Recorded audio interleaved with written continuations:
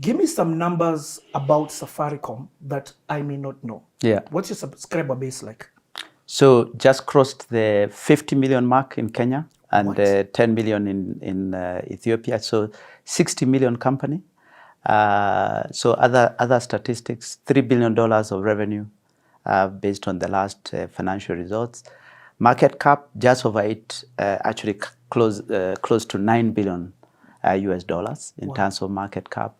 And then M-PESA, which of course Safaricom was the pioneer, are the largest and the most successful mobile money platform, processes 150 million transactions per day.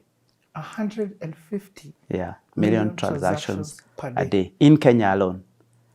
So if you extend it to the other countries that it is in, then you have large numbers. In terms of actual value, it's $750 million a day.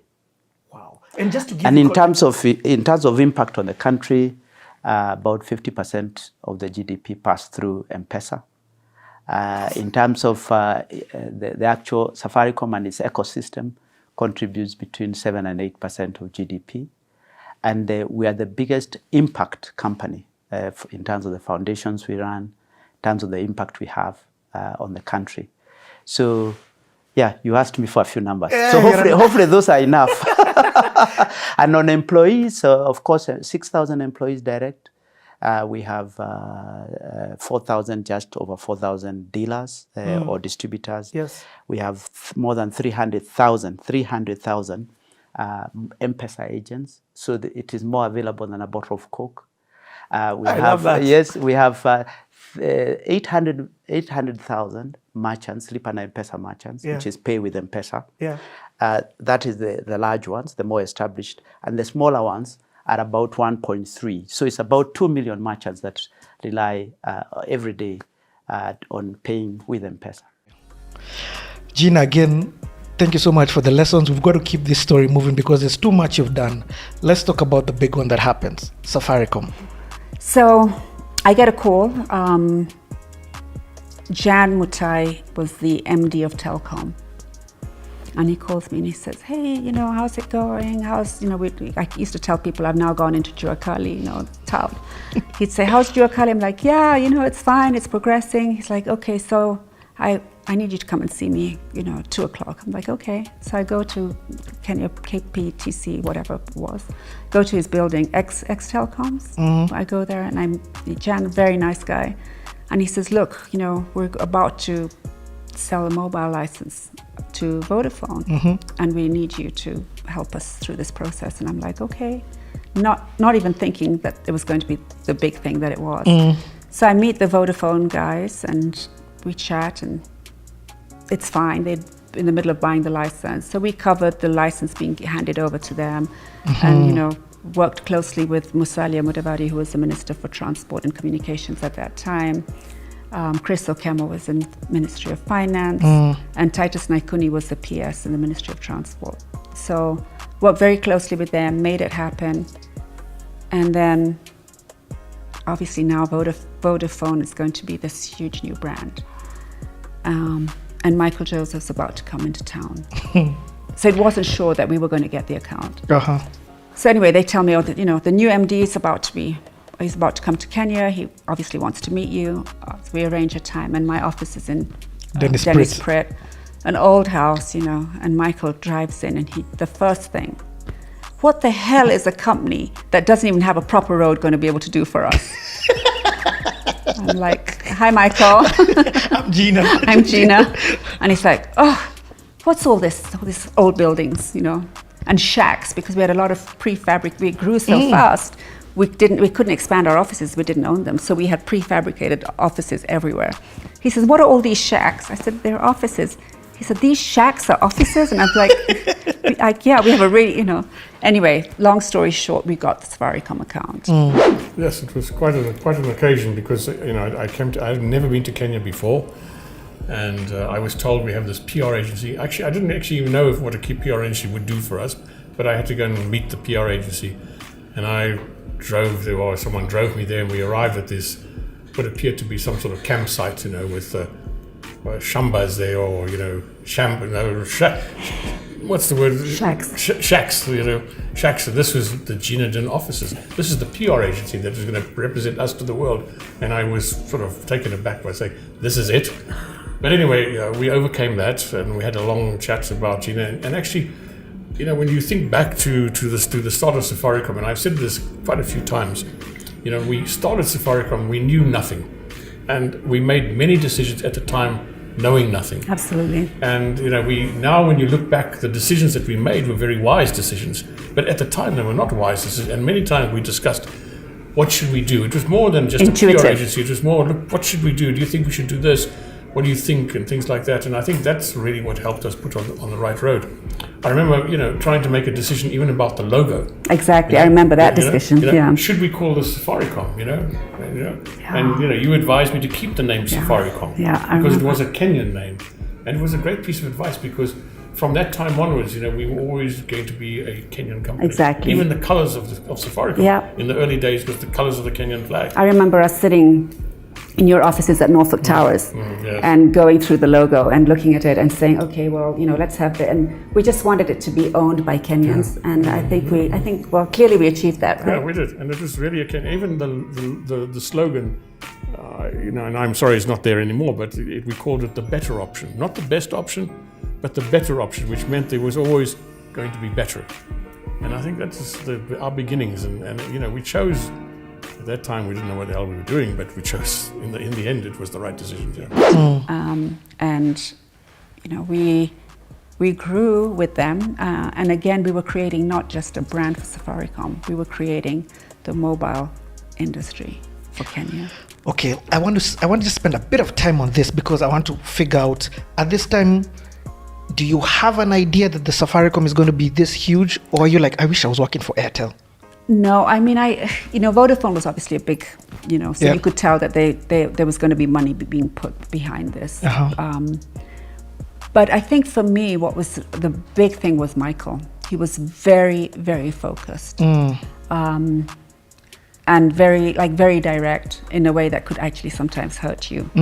But you know, he was so determined to make a go of this brand that I was inspired by him. That, you know, that if there's somebody who's going to make this thing happen, it would be him, because he kicked ass. You know, Michael was honestly, like, if it wasn't totally perfect, you would be in so much trouble. So I think for me, Safaricom was a very big part of my own growth. And for the growth of my business. It's like you were under mentorship under Michael Joseph. Yeah, kind of. You know, we fought a lot. And okay, there's something that you've said which I want to sort of, you said that his toughness could have come out in a way that other people may have construed it in a different ways. Yeah, I mean, I think Michael requires understanding. Yes. You know, I think that's, and he still does. I mean, I don't think Michael's changed. Yeah. You know, he was very, very hard and very, like, he wasn't diplomatic in how he told you something. You know, he told you that was crap. It was crap. He would say, "Oh no, you're coming with another PowerPoint. I don't want to listen to all that shit. You know, just tell me what you want to do." And you know, that kind of thing. And you know, my working. team had to spend like days, and I feel so bad. But he just wanted the bottom line. Like, what do you want to do? How much is it going to cost? Let's just do it. Like, don't give me your thinking behind it. Yep. You know. There wasn't a day when I didn't go down to the third floor in Safaricom House and say, how many subscribers did you sign up yesterday? And if they didn't meet the private target, I got very angry. And I basically said, you have a target, 1 million customers by the end of 2007, or I fire all of you. And they said, oh, it's so difficult, it's this and that and whatever. I said, I don't care, you're going to do it. And we did it. And that was what turned it around. So it was interesting. Michael, then I said, again, because of my Barclays experience, I said to Michael, you know, we now need to go to where your customers are. And he's like, well, what do you mean? I said, well, we need to go to Kibera, we need to go to Eastleigh. No way. He's like, I'm not going there. I'm like, you think your clients are 25 multinationals? No way. Your clients are out there in those places. And so kicking and screaming, we then went to these places with Michael. Aboard a big truck, and you know, I mean, it was amazing. But it was that experience that I came with, what I'd learned about getting to know your customers and realizing that your customers aren't the people that are sitting in the sky, in the skyscrapers in the city of Nairobi. No, those aren't. Let's talk a little bit about the unveil or the launch of Safaricom. Were you involved in that? Everything. Safaricom was started on my birthday, 23rd of October, and that was for a reason. And they were like, what day should we do the launch? 23rd of... And I'm like, how about the 23rd of October? And Michael's like, okay, seems like a fair enough day. And so I'm very lucky that every year on my birthday, I get a bouquet of flowers from Safaricom. Every, because it's their birthday, it's my birthday, and they'll never forget it. All those decisions that shaped the future of Safaricom were taken in those first 6 months of our existence. And you remember well the famous debacle of us when we launched Safaricom on the 20th of October, on your birthday. 23rd of October, we launched it on your birthday. I made sure of that. Saturday nights, down there in the carnival grounds. It was a really nice launch, I think. Like 7,000 people. Yeah. It was amazing. And we ran out of beer. Yeah, ran out of beer. Yeah. And then the network crashed. And the network crashed on the Monday. And it was down for a week. So that's because of your. So we had this huge a huge event at the carnival. Musalia was a guest of honor. I mean, I don't think the carnival had seen an event that size before. So it was a lot. We wrapped the building in green fabric, so people didn't know what was going on. There was just this green fabric on the building. We did so much. Yep. The first bills of Safaricom, suddenly there was the end of the month, and like, oh, actually we need to send bills out. Were done from my apartment floor, because they just didn't have people. So I just got in a whole lot of casuals, and we sat there putting the bills into envelopes. Yeah. Okay. Who did the launch? The president? The president did the opening of the building. And we're talking about which president right now? Moi. So had you had some interaction with President Moi before that? Yeah, I had. I'd done a lot of, because of my CSR time at Barclays, we knew each other. He always knew who I was. He called me Chin Tin. Which I was like, okay, cool. Chintin. Chintin. Yeah, how are you, Chintin? I get it. Yeah. That's hilarious. Chintin. But yeah, and I then knew his kids. My kids were at school with his grandchildren, so there was a relationship. But very interesting. One time he came to open the building at Safaricom. Like, okay, what do we give him as a gift? And we decided on giving him the latest phone that was out. I think it was a Nokia something. And so we had this phone, we put a SIM card in it, and we got it all ready, and we presented it to him. And I had tried it out earlier in the day, so in my phone, it was. And then later I got home, and I said, oh, what's his number? I called, I'd forgotten that was the number we'd given to the president. Anyway, I called, and he picked up. Chintin! But he didn't have my number, and he was like, hello, and I'm like, oh shit. I'm like, I heard that voice. I'm like, I have just called the president. What? And I'm like, hello, Your Excellency. And he's like, yes. And I said, oh, I just wanted to make sure your phone was working. Whoa. And he's like, it's working very well. It's very nice. Thank you. I'm like, okay. I was like, okay. Yeah. So I'm just saying that you had the president's number on your phone. Yeah, like, yeah. I think he must have changed it quite soon after that. He's like, no. Yeah. Another thing that was huge there that I want you to now touch on for the first time, I'm like, okay, let's cross this 90s. Yes, let's cross into the... Now, Safaricom. I've heard Ginadine tell this story because Ginadine, from a PR perspective, was doing Safaricom. Safaricom. Yes, exactly. So tell us about the launch and about you, and that began your relationship with Safaricom till today. I mentioned that, Ginadine gave me some of my first corporate jobs, actually while she was still PR at Barclays, before she started Ginadine Corporate Communications. You guys have been together for that long? Long. So, when, Safaricom came about, the launch needed to be done, and she called me in, Ted and I, and said, look, I need to do this thing. Can, give me some ideas and everything. And actually, it's Ted who came up with the idea. And those who remember, the original Safaricom building, we wrapped it in green ribbon, like a gift. Literally the whole entire building. We went to Ngara and bought all the green material we could find. In fact, we ran out of some of the green material. We had to buy some yellow material to add to it. So it was actually green and a bit of yellow. And President Daniel Arap Moi at the time was coming to launch it. And we designed everything to the place where the scissors will even be placed on. I mean, we designed everything for that event. For the building launch, which was the main thing happening. But then there was a series of below the line events happening where, you know, we had a truck going around different parts of Nairobi, and I know you've told the story of Necessary Noise and how the name came up.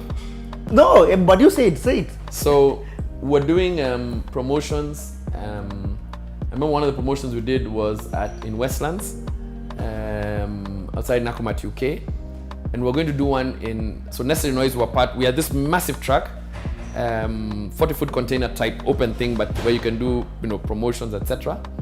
And we had public noise makers who are then comedians. They were quite well-known comedians. Ridiculous, are they in the area this time? They were just, yeah, they were. Yeah, they had actually, this when they kind of their height of I actually used to promote them way back in the day. It's another story altogether. Public noise makers, we had Artists and musicians. But one of them was Necessary Noise, and was Waire and Nazizi, and Bamzigi. Yeah. And on their way between two gigs, we're going to Langata now with a truck to do another promotion there. I told them, look, I'm not going to call you guys Waire, Nazizi. And next up on stage, we have Waire, Nazizi. They said, we need a name. And by the time we got to Langata, they'd come up with Necessary Noise. I think Nazizi came up with it with Necessary Noise. And that's how I introduced them. So basically, Safaricom was not one big event. It was a series of events that took place over a month. Yeah. We did stuff in Buru, we did stuff in Langata, we did stuff in Westlands, we did stuff, you know, all over. Yeah. Promoting and everything. And then we did, it culminated in a big show at the Carnival. Where 5,000 people were invited. It was free food, free booze, the entire event. And then, so now we're playing on 072 at the time. It was 072. Yeah.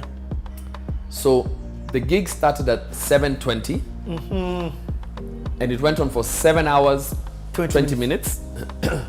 So that's the whole play we did on, and we had all sorts of artists. It was nearly like Benz and Hedges revisited, but not quite. Yeah. But we had a whole load of artists performing. A lot of them our artists and other artists from different stables. I think even from Samoati, from wherever. If you ask me who was performing actually right now, I can't even remember. I have to actually ask. But it was a heck of a show. It was out in the fields, and then everyone went into Simba Saloon now for a bash, which went on I think till 4 in the morning. And the following day now, Safaricom officially launched. Yeah. But somewhere in between, we also launched the building with President Moi. And he came and cut the ribbon. The whole idea was when he cut the ribbon, the whole thing was meant to just open the gift. There was the wiring and everything. It was quite fantastic. I mean, those are kind of the events we used to do. We used to do really cutting edge events. We did events for World Space, launching World Space. We did events for Marshalls. We did some big corporate events. And what we like to do, what our specialty was, is that we used to do them 360, i.e. from concept to execution. Yeah.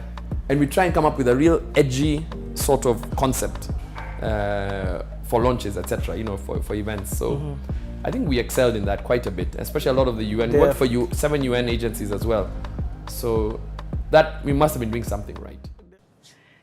Truthfully, to block myself from the pain, I jump into a lot of work. Safaricom becomes my medicine, becomes my therapy, because any event that there is, I want to do it, especially up country, because it means I'm constantly busy and I'm not having to think about losing my father and everything that it comes with. Obviously, there's a lot. And during the break, I mentioned to you how on a Friday evening, I'd finish work at Jinadin, jump into the car with my mom and my dad's company manager, go to Kubwezi for the weekend, run the station. Because at that time, I think we were even thinking it could happen, right? and then come back by Sunday evening and report back to Jobon, because I didn't want to leave my job at Jinadin. Remember, I love it. Things are good. But I'm also drowning myself in any piece of work I can get, especially the out of town ones, because I'm also getting per diem, which is putting money in my pocket outside of my salary. So now I'm literally doing what most people do after a loss. You keep yourself super busy to not have to think about the real things in life. And again, I'm going to ask this question. What does work look like? Because, you said something that you said you've spent half your life working at Safaricom, meaning you've got the history of this company. You've seen it grow from quote unquote a startup to what it is now. This is year 2 of operations, so 2000, 2001, 2002. So my dad dies in the second year, 2002. Look, I'm still agency. We are delivering whatever Safaricom needs us to deliver. Yeah? We're on the road a lot. We're doing CSR. We are launching the network in Garissa. We are in Mombasa. So from this perspective, now they are beginning to build their own infrastructure. Yes, so Safaricom is now launching across the country. So wherever Safaricom's launching, it's us. We're the event team. Hold on. You even said something. The thing about history is that you forget. So what do I mean by that? You said that when your dad was in Kibwezi, no one could have called because of network. Network was, ironically, by the way, network was turned on either around the same time or a few months. Richie, I want to say, because I remember giving my dad a mobile phone, and I might be jumping here, but I believe by then there was network, and I remember getting excited that either I did give him one or it was my dream to give him one. I can't remember, but around the same time. In the Mara, Safaricom has a mast. Yes, at Serena. Yeah, they have a tree that a mast that looks like the 2 now in Serena. In Serena. Yeah, 2. But that was it. It was made to build, so it was supposed to look like a tree so it doesn't stand out in that environment. So what you're saying is you're going to launch, you were there for the growth of the network. Yes. And let me also be real, part of the reason a lot of people are on cancel is because it worked. It did, yes. But Safaricom was rolling out network faster than cancel at the time. We were on the road. That was part of their growth strategy. That was, yeah, because we wanted to have the widest coverage in the country, and we did. And for the places we didn't have, there was the cell on wheels known as a cow. So for example, if there was a time in North Kenya during some conflict, we needed to, the government needed to communicate, we sent the cow. We even flagged it off from Safaricom. What do you mean a cow? It's called a cell on wheels. It's a net. It's called a cow. It's lovingly called a cow. Yeah. But yeah, the intention, remember, cell on wheels. Yes, cell on wheels. Remember, Richie, the intention now is that everyone must be able to communicate. Yeah. And so network rollout is very important. Voice at that time, voice and SMS. Data hasn't arrived yet. M-PESA, we're not even yet there. Bado. M-PESA is 2007. By the way, let me tell you, you're a national treasure. When people say that, they mean you. No, I mean, again, remember, 20-something years of my life. Yeah. That's what I did every single day of my life. I woke up to work on this brand. So it's like remembering your child's first footstep. You don't forget that. Yeah. And many of us, it's not just me, there's thousands of people that contributed to the growth and to what we know Safaricom as today. Yeah. So you're going to, again, I'm taking it slowly because these things, you're throwing words, to you they are normal. Yeah, they are normal. Like to me, I recognize. What? Cow, cell on wheels. Yeah. Okay, so you're going to launch. What's the other thing that you're doing? I'm trying to see it. A lot of CSR. Marketing was not you guys, it was agency. No, there was a marketing department that had just started being formalized under Hugh Herschel. Hugh Herschel was there, he was in marketing, he was responsible, but marketing, advertising, media by ETC, like paid media. Remember, we are responsible for earned media, which is PR. Paid media was the advertising agency. At that time, I believe it was.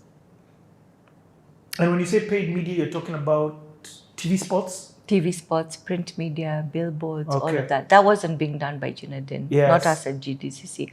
We were responsible for events, PR, media relations. So what we call earned PR. I get it. Earned media, sorry. Okay. Okay. So 2003, what's that like for you?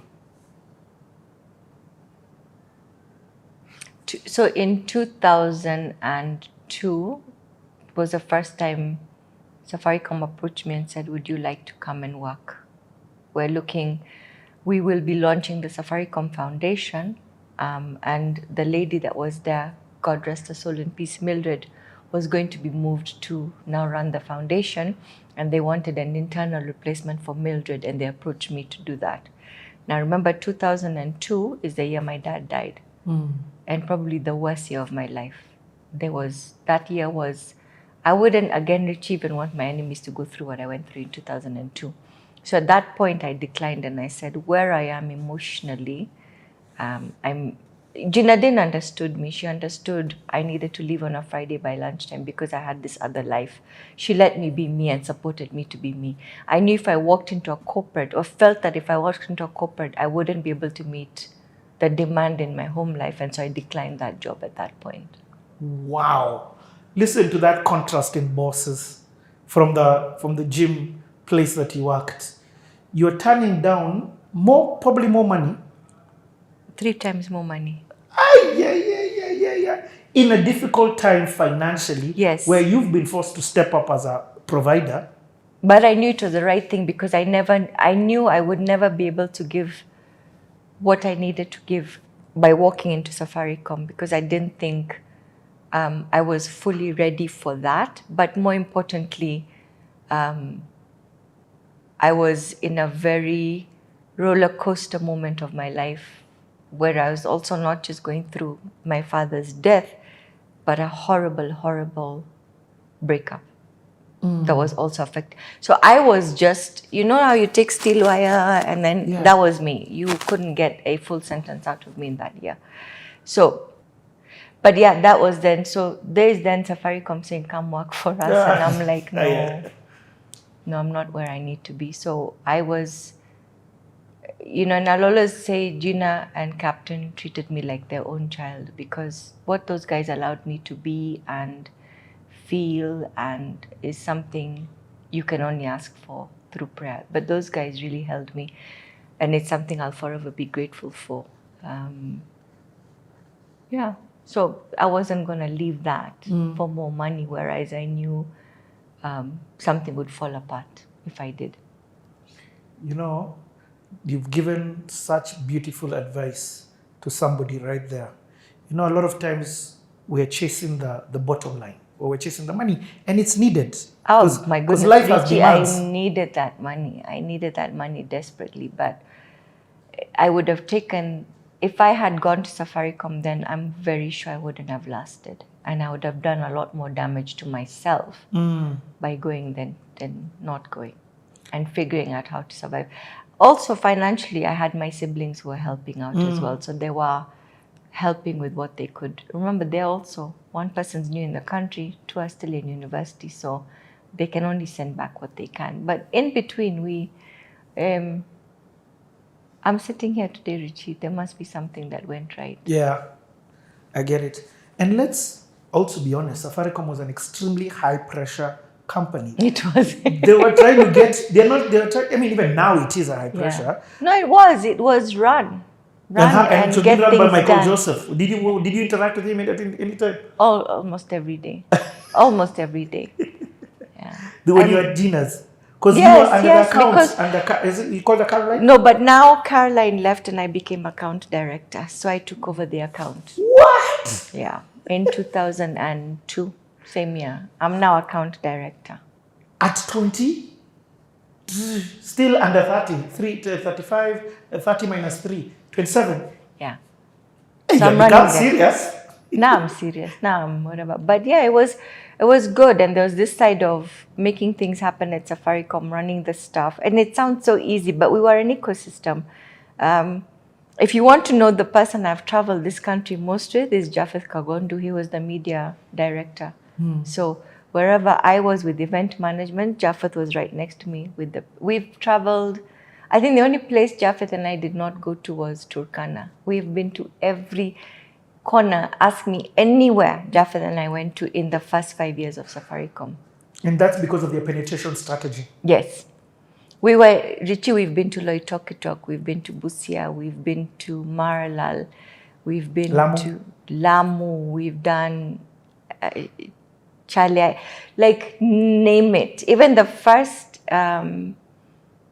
eco-friendly, I think it was the wind turbine base station in Africa, is actually sitting in Lamu.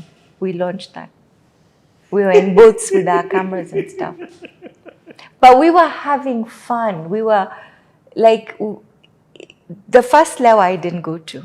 I went to the second one, and I remember standing there and saying, which crazy people are running in the wild? Like, who does this kind of thing? But there's Safaricom with all its glory. They're saying we're here to support the community. And then how I ended up taking over on the Safaricom side of things, organizing the marathon, is the night before in 2002, was it? June 2002. Caroline got food poisoning the night before and couldn't go. So now I've landed in Lewa by myself. And now, for context, Lewa is a marathon. Yes, in the bush. Yes, it's literally in the yes. Those are the kind of things. But we were, honestly, Richie, we were having the time of our lives. We were in this high octane, high pressure account, but we loved every minute of it. From a PR perspective, were you getting number reporting? Are you being told this is what our subscriber base looks like? Or Yes. There were targets. There were revenue targets. There was PR targets. There was what we were going to do. There was a rollout strategy. There's no blind, let's wake up, and there was a system to the numbers. To the numbers, to your KPIs, basically. Real startup, you know where you're going, and you're going with whatever it takes for getting it done. And what would you say was the driving goal at the time from where you start? Remember that original vision Michael Joseph shared, that everyone must be able to have a mobile in their hand? That's what drove us. Wow. We need to make sure that Safaricom is everywhere. Let me tell you a story about Maralal. Maralal, there's a lady, a children's home called Sharp. I think it's still there. It's run by a lady from Samburu who at the time, if I understood the story correctly, was children with disabilities culturally were left to die because it's a taboo, it's whatever. She would go and rescue them, whether it's at night when they've been thrown into so a lot of them would be tied to trees and hope that an wild animal will take them and eat them. It's the reality that does happen. She would rescue them and then bring them back. So we were fundraising through an event called the Maral Camel Derby, which is a weekend event where people race camels. It's really fun. And then all the funds raised from that event would go to her to help her run the home. And so obviously at Safaricom, the beauty about people like Michael Joseph and Bob Collymore is you never just go and give what you've said you're going to give. You go and you find other situations, you go and say, okay, we're going to also solve this, or we're going to do this. So we went in and I think in that year, we were trying to build them a dormitory. So we built them a dormitory. Then Michael realized, actually, they don't have hot water to shower. So we're going to donate solar systems, generators, those kind of things. So That's what we were doing. We were literally, and the first 2 years of Maralal, we didn't even have network there. Remember the cow? Yes. The cow would come with that so we could communicate. There would be a dealer. They would be there with lots of phones and airtime. The community would talk, get excited. There was even one time the community refused us to live with the cow. They said, no. Now you're not going nowhere. In a network. The technology team were like, we've been refused departure. Because people are like, where you go? You can't bring us communication and take it away. But Maralal got network very quickly then. Even towns like Garissa where people were not, I don't think at the time even that Kensel thought that Garissa was worth putting a network, a base station. Safaricom did.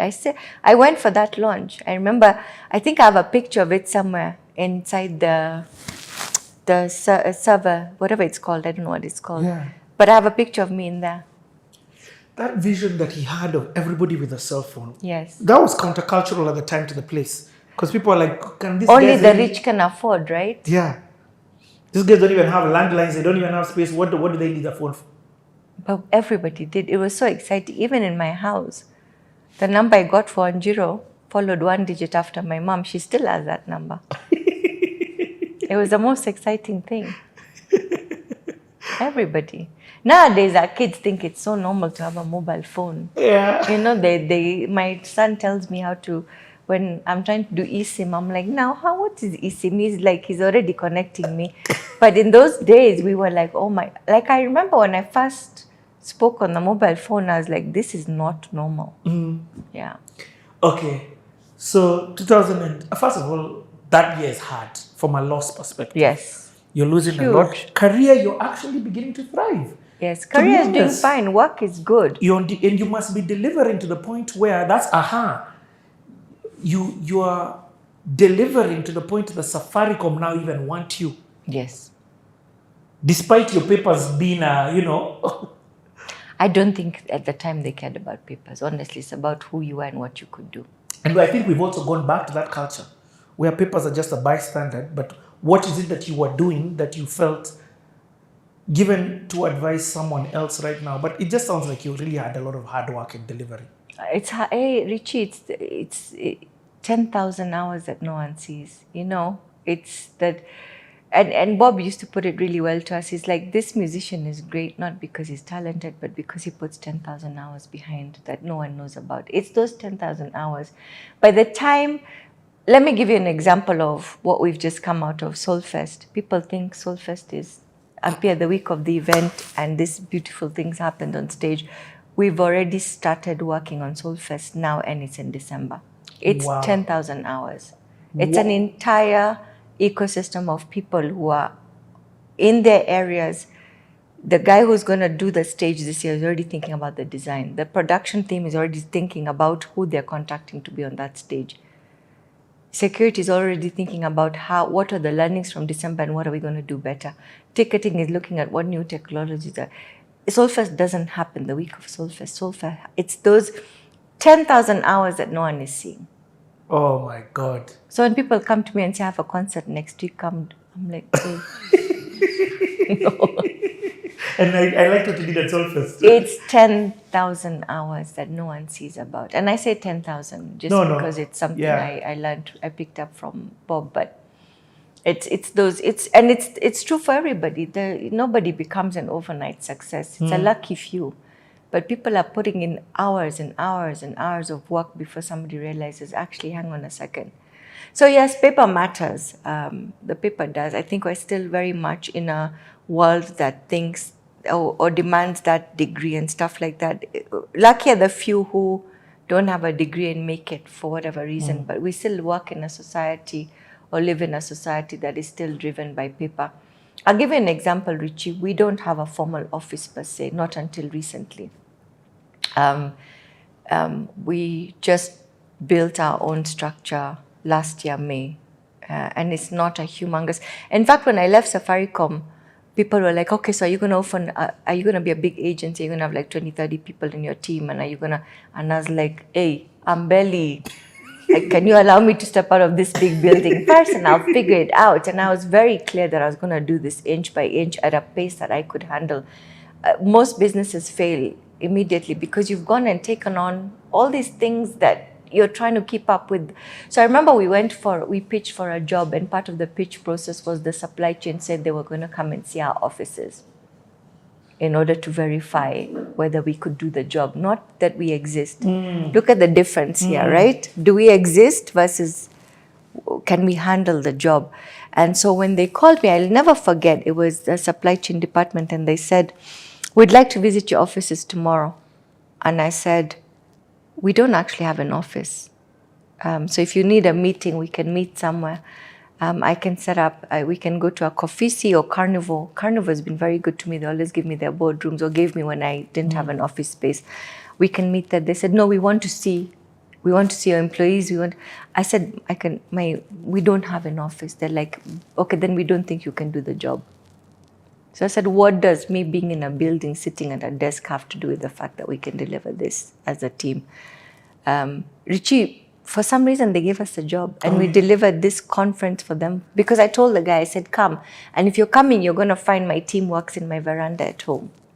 That's where you're going to meet us. So if you want the genuine side, the non-hidden, the non-pretentious side of who we are as BE, please come to my house. You will find my team meets in the veranda, or we meet at Carnival, or we meet wherever we are.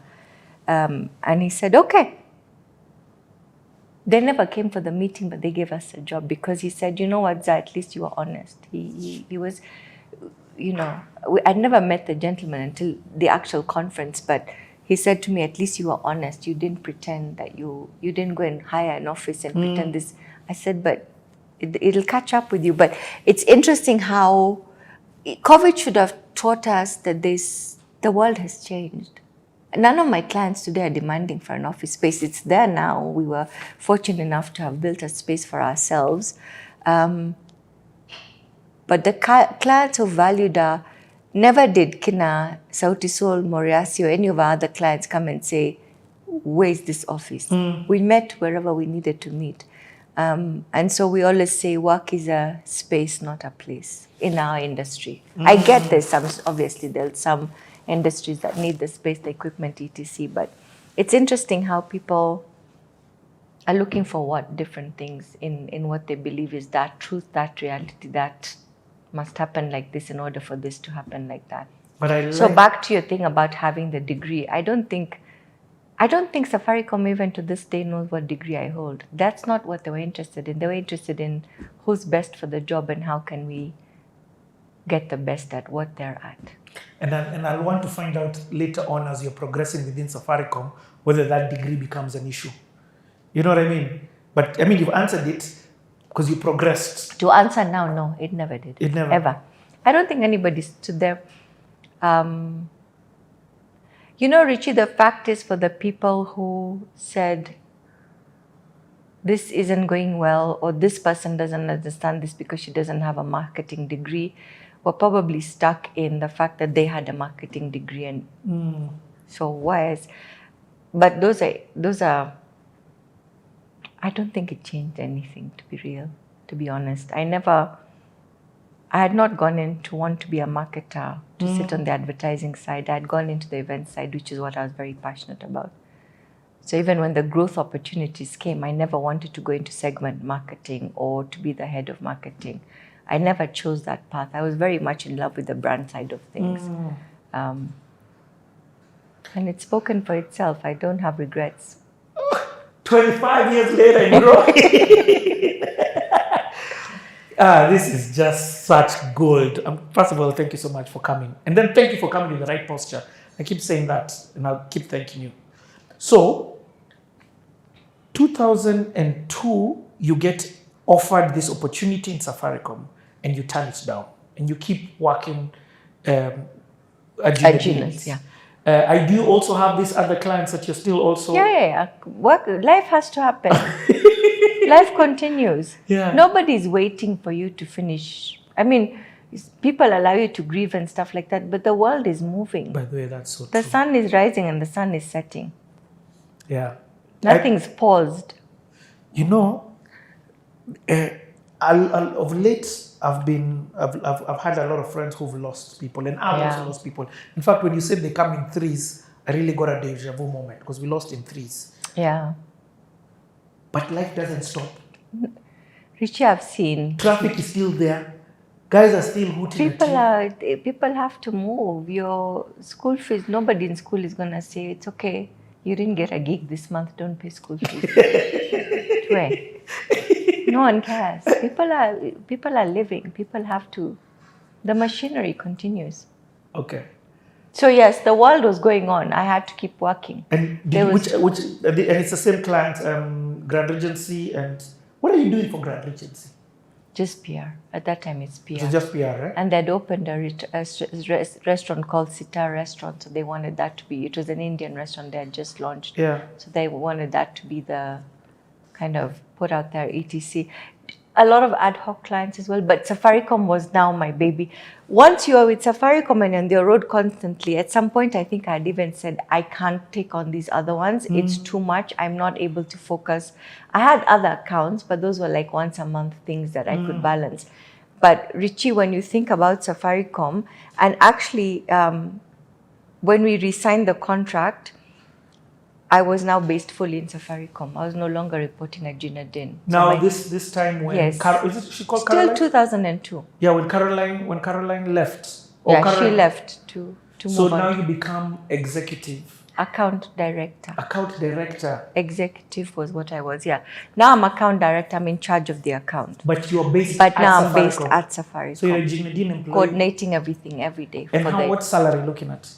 Can you share that? You don't have to, but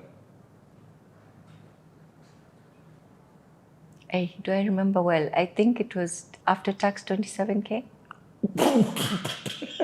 Why are you laughing? It was good money. Richie, this is 2002, 2000. Why? I'm not sure why you're laughing. my God, I know it's 2002, but that's a good weekend. But this is we're now in 2026. You can't Wow, compare. wow, But wow. yes, it was industry. It was fit with industry payment Yeah. for the world we were in. That's of course minus per diems, hence why you like Per travel. diem is where the money was. Yes. It went up. Wait, I did get more money when I became account director. Yeah, but Yeah. to give you, Rituals. yeah. Okay. This time you're based now, so you're a Ginedine employee who's based at Safaricom. Yes. So Monday mornings at 8, I go for the weekly GDCC meeting. Finish by 11. By lunchtime, I'm in SAF. Then I belong to SAF. What SAF says, we do. Wow. And where was Safaricom at this time? The 1 year, sorry, it was called SCC, Safaricom Care Center. It's still there now. Our office was on 6th floor. So I was based on 6th floor. Hold on, the 1 year, sorry. Oh yes, that's the first one. It's not the other one up there. Those ones came later. Yeah. Okay. Those ones came later, HQ1 and... So there's SCC, HQ1, HQ2. HQ1 and 2 are connected by that tunnel. So SCC is the one that's near Sarit, near the Yes. Ukochini. I Yeah, guess. that was the office. I had a desk on 6th floor. But you know, Richie, none of the colleagues ever treated me like I was any different. I was part of the marketing team. If we were going for end of year party, Christmas party, I was very much a part of that. I was enjoying both sides of the world. I would have 2 Christmas parties in December. One with the SAF team, one with the GDCC team. The only thing is I was not collaring Safaricom bonus, which was very painful for the amount of work. I remember when we hit the 1 millionth customer, it was at Carnivore. It was a big deal, all staff. We fit in one tent, by the way. Yeah. And we had a big party. Me, I'm a contractor. Remember, I'm still not an employee of Safaricom. And Michael Joseph gets up and says, that month everyone was going to get an extra salary as bonus. I've never felt so much pain in my life. I wanted to cry. I was like, my goodness, all this work, I'm here with you guys every day, and I'm not seeing this bonus. Yeah. I mean, but that's wonderful that he celebrated the team He in that did. sense. Yeah. Okay. So We were looked after. One thing Safaricom got right was its people first. People first. In an era of CEOs where CEOs were customer, shareholders, Safaricom was like staff first. Wow. And Okay. So you're seated at the marketing office at SCC, SCC. What does SCC stand for? Safaricom Care Center. Care Center. As PR for Ginedine. Yeah, events more. PR was being handled by Dennis Chebitu and Jaffel. Okay. I was doing events. And But yes, but my job as account director was to make sure everyone knows where they're supposed to be. Okay. Yeah, So I'm responsible for, today we're in Maralal, we need to send a camera crew. I get That's it. happening. It's easier once you're at Safaricom. Oh, yeah, to because you're at understand the you're not making pulse. phone calls. Oh, How what else do you know the tomorrow? brand? How else? You can't run it from, you have to be part of the brand. You have to understand it so that when you know, you can't be learning the brand You're a from, Safaricom employee without a Safaricom contract. yes, And bonus basically. and salary. Basically, yeah. No benefits. The benefit. Friends with no benefits. Okay, so 2003. What's that looking like? Now 2003, I'm still getting over my dad, getting over this horrible relationship I'm transitioning out of. Probably November, December, Safaricom, and Michael Joseph with all his, he comes to me and he says, I'm going to offer this job to you one more time, and I will never ask again. Wow. Yeah, so are you taking it or not? And I was like, at that point now, I was like, shit. Reality is I need the money. But I think Michael called Gina and said, I'm going to offer Zah the job. So he did the job, etc.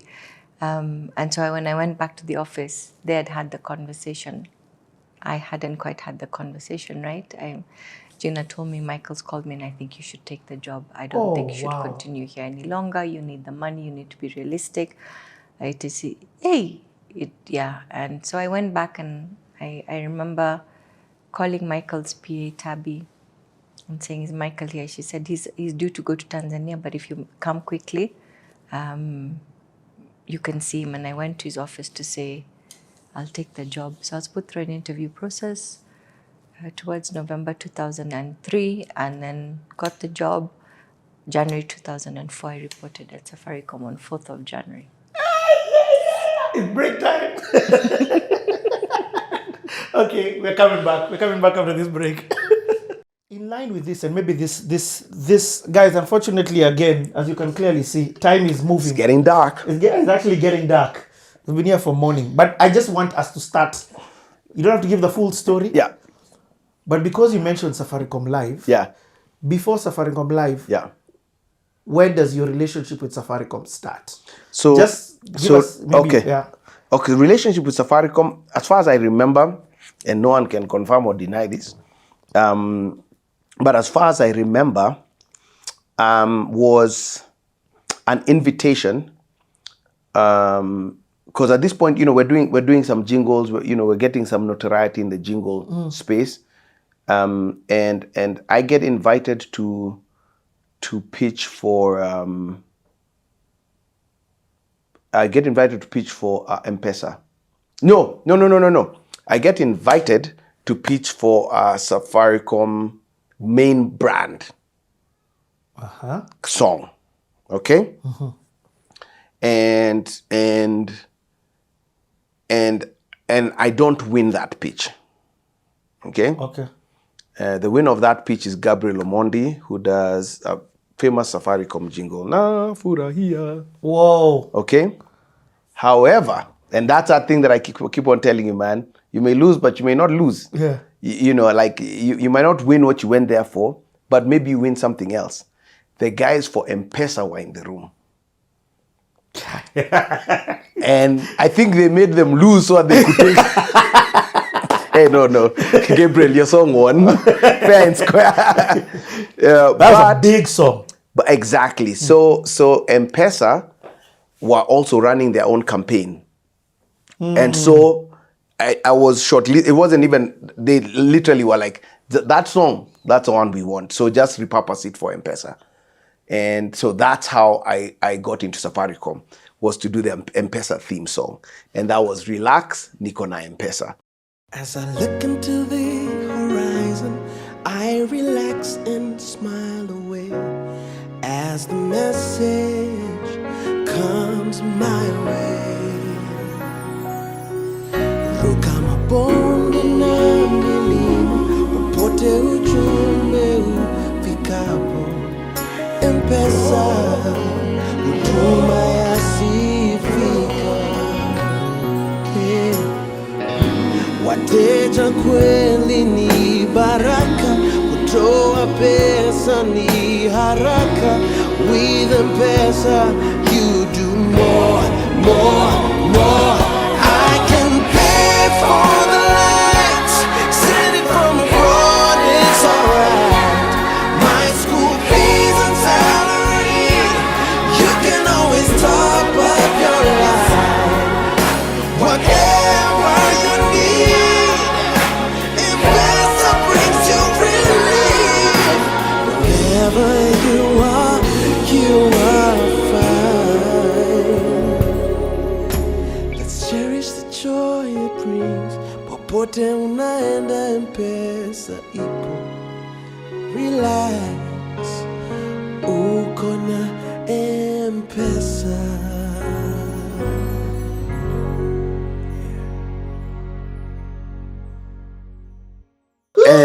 And yeah, that was an epic jingle, man. That thing, as I look into the horizon. Yeah, that was deep. And at this point, you know, we've been doing this entertainment thing, for corporate events, whatever. And my thought, and I don't think it was so much a conscious strategic thought, but it was just a feeling I was following for Going all in. Yeah, write a song that you would like. Yeah, write a song that you would sing. And and then most importantly, write a song. Don't write a jingle. So the reason I had a long jingle run. It was 10 years. Wow. Yeah. Long jingle run. Like where we were doing jingles, 10 years. Yeah, we were doing like high level jingles. Like that was a really good run. But my whole thing was always the same. It was always like, I want to write a song. I don't write a jingle. I want to write a song. And that's what I did. So with that relax was now the first testament of that. Okay, can you remember when you go and present it to them? I don't think you go to present. I think we deal with the filming agent, with the filming company. Yeah. Send it to them. They put the video but who has to say yes? Somebody, don't they have to approve and say yes? Yeah. So, but we didn't do it in a meeting. Oh. Yeah, I think it was just sent to them. I was told client loves it. And at this time it's Bob Coleman. Yes. It's Bob now. Yeah. So I was told client loves it. It's we're doing it. And that was one of the things I'll challenge you to do, because that has always been something that's blessed me for any of the jingles that we've done, is if you go to the campaign video where they have the video for the campaign, like Safaricom, M-PESA, Relax, Niko na M-PESA video, the comments are so much about the song. And not just about the song, but what the song made people feel. Whether it was patriotic, and there's a guy there who's like me, I wanted to do an altar call. Like, yeah, guys are like, Maze, you wrote a church song for M-PESA banner. And the amount of emotion that people got out of that, for me, I was like, okay. And that was the case pretty much through that jingle run that we had. But okay, so they take this one, you're in. Yes. You're in. Now Yeah. Relax has entered, they've shot a video. Yeah. It's on TV. Yeah. Have you met Bob at this time?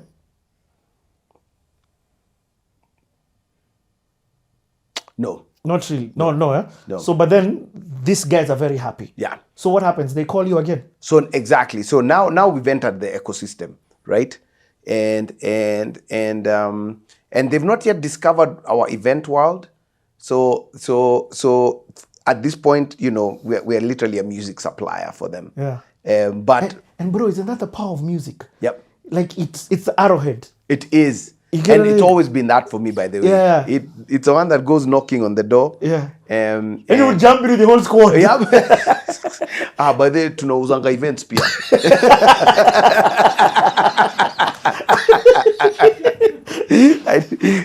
So I think that music has always done that, and I keep on saying that, and this may be something to encourage some musician out there. So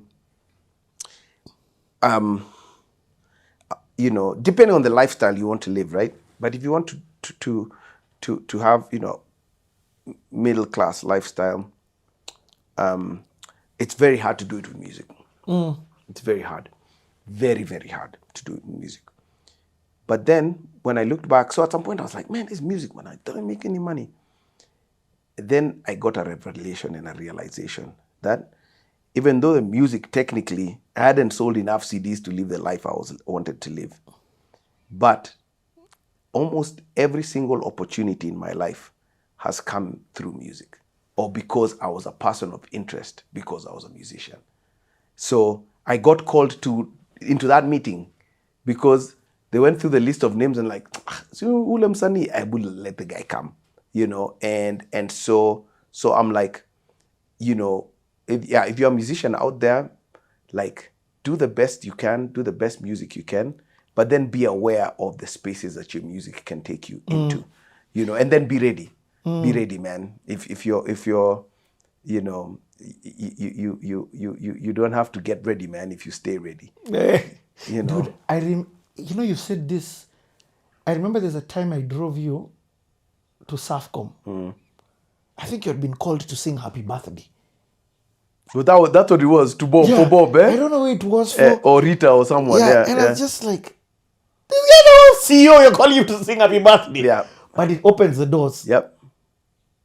It opens the doors. Yep. Okay, I just want to find out. Yeah. So from this relax, now you are a supplier. I'm a supplier now. You've entered because there's no way they can pay you without that. Yeah. Well, no, technically I'm not, because agency. The agency, exactly. So it's through the agency, but I'm being put on a very small short list of people who they want to work on the jingle. And that, by the way, was the first time I realized that you can be paid for pitches. Nah? Yeah, if you're going to record I just realized that now. That was the first time I realized, there's a pitch fee. Wow. Which makes sense, because you're asking someone to put in time and effort, go and record. Maybe they have to bring vocalists or whatever if they're not doing everything themselves. There's a cost there. But there's another level you have to get to. And exactly. And exactly. And if they don't win the pitch, they still are left with those costs. So if you want me to do the best pitch for you, then put a pitch fee, you know. And that was a pretty cool practice. Yeah.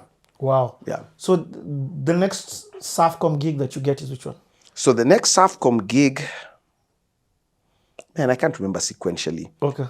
But anyway, there's some two things in the middle. I do the next M-PESA one as well, and then now I get a chance. Yeah.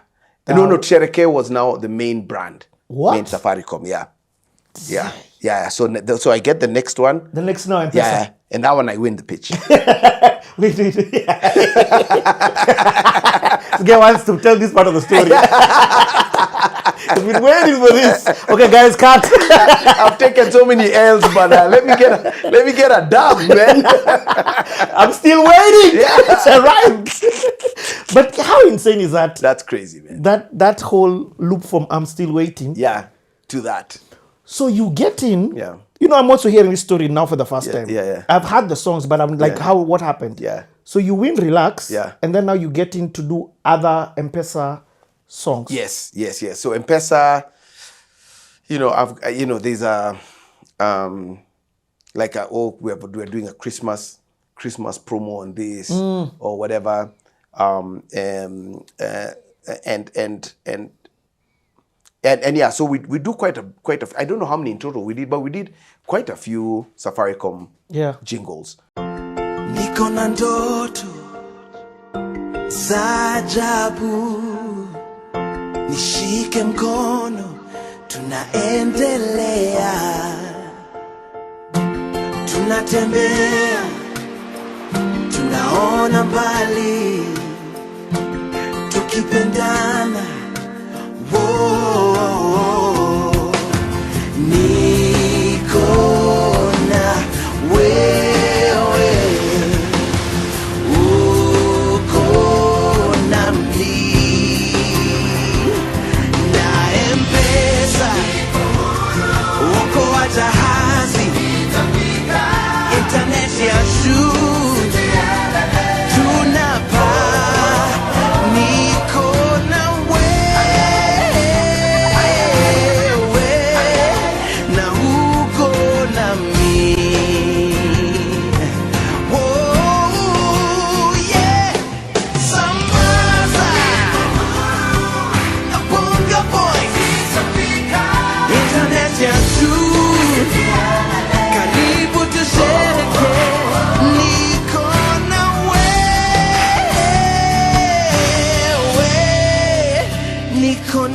Safaricom.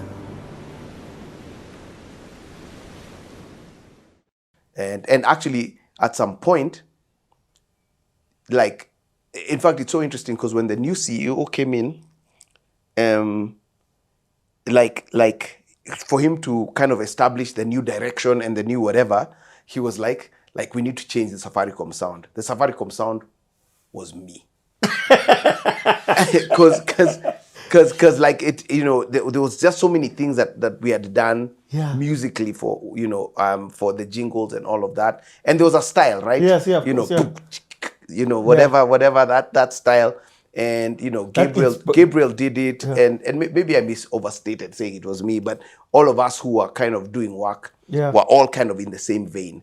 And so I don't know what they're doing now, but that was how much prevalent that sound was. Wow. And you know, and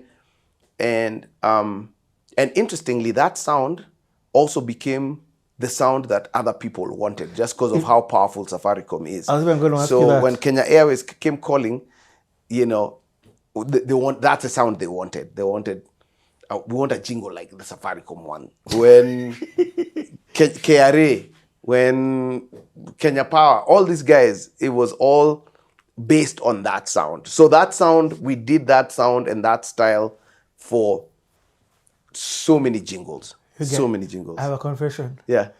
We copied you. Can you remember? Mkia Kiare, Mkanyam True. We just went and grabbed some. And they loved it. Yeah, they're like, hey. Mkanyam True. Yeah.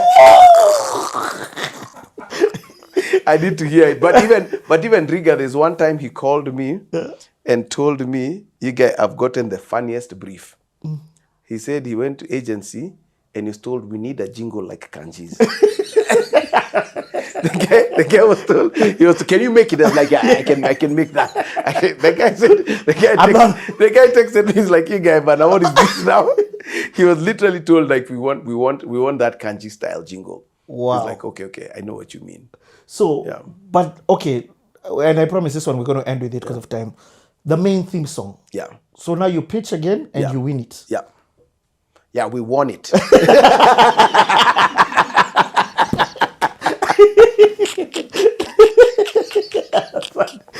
First of all, of course you don't have to say numbers, but the money on that must be good. Oh yeah, for sure. They're really great. And what I personally loved about jingles is because I was the artist. So Kijiji, I treated Kijiji completely like a corporation. So, and didn't try to do the mom and pop thing where, you know, hey, let me pull money from the company or whatever. It was all like very strict. You're an employee on the company. Yeah. I get a salary like everyone else, and if there are dividends, because I'm you know, I'm one of the owners. I make dividends at the end of the year, which I never did. But that's how we had set it up. So jingles were the only thing that I did where I'm the artist. So I need to make whatever the artist fee is. It's me. That's me. So those ended up being like really good for me and my family. Kitu gani chatuunganisha mume kwa mke, ndugu na dada, marafiki tunaowajali, washiriki hata makazini. Jambo la muhimu kwa hamu na gamu, twatumaini taifa liwe bado. Ndoto zote zetu ungana, pendana, tumeungana, twaonekana, tuko huru, tuko sawa. Ungana, pendana, dunia ijue tuko sawa. Unganisha ndoto zetu.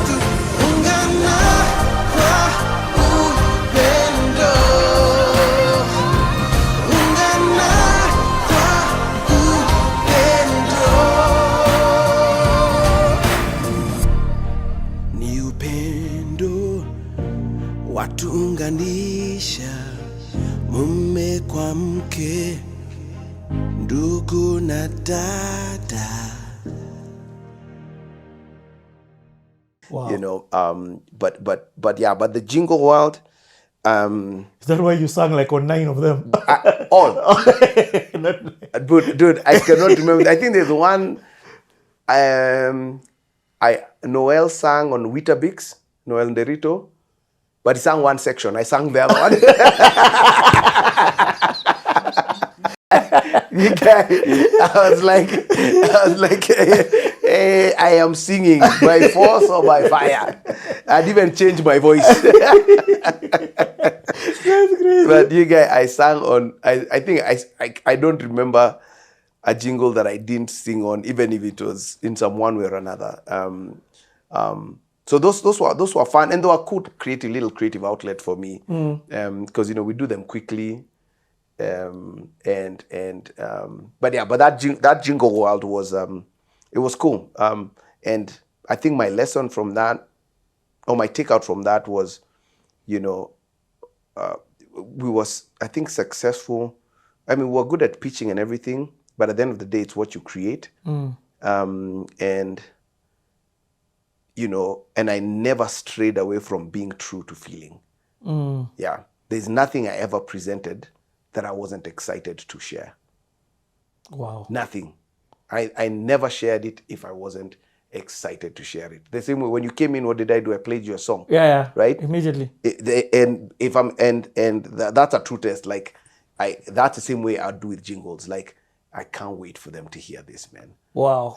So I treat it with the same tenderness that I would treat any song of mine. And I think that was one of the sources, I think, for success. My takeaway from this thing is you brought worship kanji into this world. Yeah. Worship kanji and entertainer kanji. Exactly. Entertainer Both of kanji. them. You get what I mean? Yeah. But like, I'm bringing all the fields. who man. would have thought that worship kanji should be brought into a jingle? Yeah. Do you get what I mean? Yeah. But because you brought your holistic self. And just that integrated self, man. Be the same person. M-PESA was a financial revolution and became a globally recognized success story. Not only did it give the ordinary man and woman access to money at all times, it also stimulated micro-entrepreneurship, especially women-led micro-enterprises. It was intensely satisfying to be part of this revolution. We had made a change for the better. We had brought financial services to the masses. It became the engine of growth for small and medium-sized enterprises throughout the country. It was a template made in Kenya that the whole world sought to emulate. That when you were starting M-PESA, or when you were part of the team that was behind Safaricom, even the name Safaricom, calling it Safaricom and not Vodacom Kenya, is a story in its own. When I say that this book is a pioneer's guide, it's because throughout your whole career, you're pioneering stuff.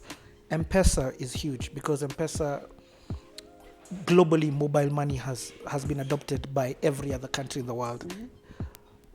When you look back and when you were writing this, did you feel a sense of pride, considering you knew what it took? I think sometimes you need to get to that point where you are able to have the space to look back in pride. I think what writing this book gave me was that space to say, oh my goodness, so we did that and that, because you never really think about it. I think we're so used to just moving on that it's very, not very often that we sit down to introspect and reflect. And I think writing the book for me was really that moment. But looking back at the M-PESA story, I mean, I look back at it when I was writing and I was like, oh my goodness, because I remember the first day trying to convince the government, why it was a good idea and how a lot of people were like, absolutely not. And then you had somebody like Professor Bitange Demo, who, could see and was a visionary, was able to say, well, let's try it this way. And he was able to convince cabinet that he thought it would be a tool that would revolutionize the unbanked in Kenya. And so, you look back and you look at those people, and I think that's the thing that we don't often do, is that we don't really celebrate the people that have been instrumental in making those changes.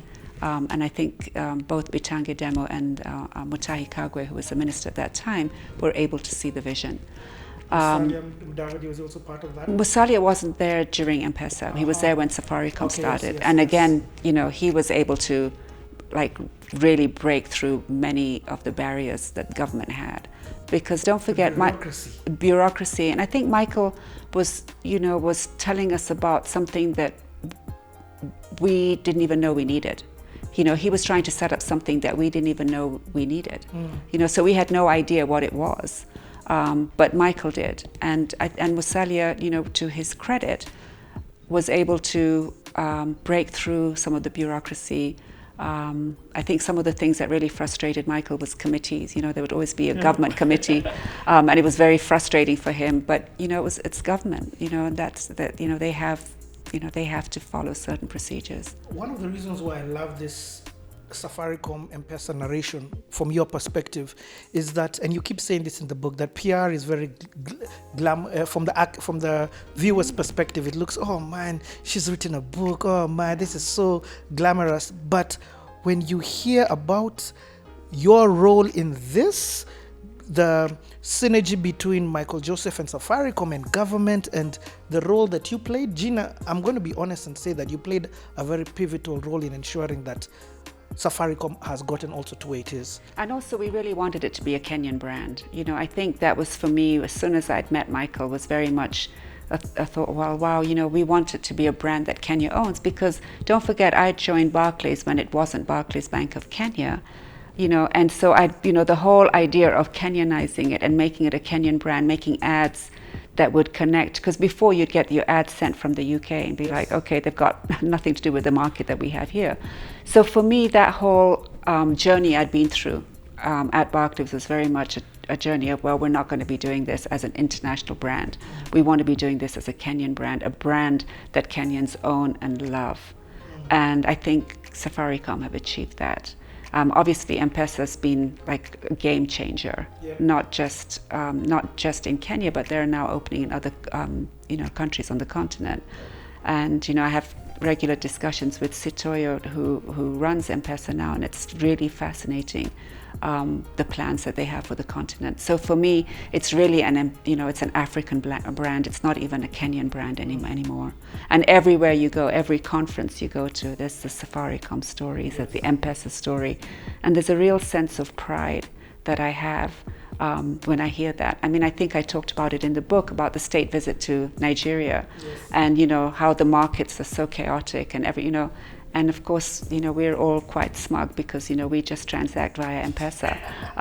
But it's really a very, it's a period of work that I did that I'm extremely proud of. M-PESA, the M-PESA story. So that was interesting. So when M-PESA was first shared to us, or shared to me, Michael's like, okay, we're going to need to get approvals. He had already spoken to Honorable Michuki about the idea, and there was definitely going to have to be some legislation around this.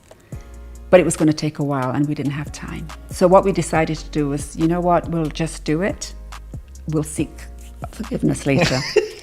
So we got Mutahi Kagwe, who was the Minister for Information at that time, and Kimunya, who was the Minister for Finance, to come and launch it. And I mean, once the government's launched it, we'll figure out how to put the rules around it later. So that was a really exciting time, and we were able to show both the ministers how to M-PESA people in their in their homes, and we'd arranged all that ahead of time, so that their guys had an M-PESA account available. Absolutely, and I think we did it and decided to ask for forgiveness as opposed to permission, because the process of asking for permission from government to do it was going to be too complicated. So just agreed to go ahead and launch it. Do you remember the famous story with John Michuki?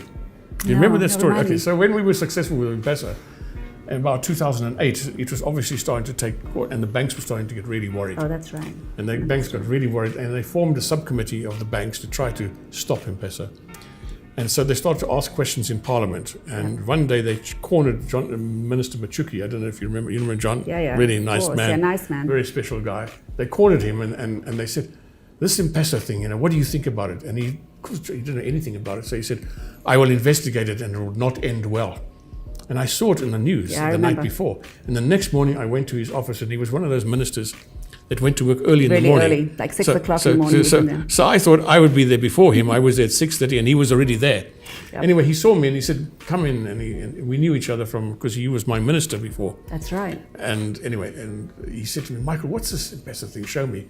And I explained to him how it worked, and then he still couldn't understand. So I sent money, that's a long story, so I don't want to take more time. I sent money from my phone to pay his foreman on his farm up in the Aberdares. Yeah. And he was amazed. He was absolutely flabbergasted that this worked. So he said, I'm going to talk to the old man being the president. Yeah. And he took it to President Kibaki, and Kibaki was just, he said, that's fine. Yeah, absolutely. And I then remember he that. famously said, don't you worry, I'll take care of it. And 2 days later, there was in the full-page advert in all the dailies that said that the government, the Treasury, the National Treasury, and Central Bank had audited M-PESA, and there was nothing wrong with it. And that was the end of the bank. That was John Machuki.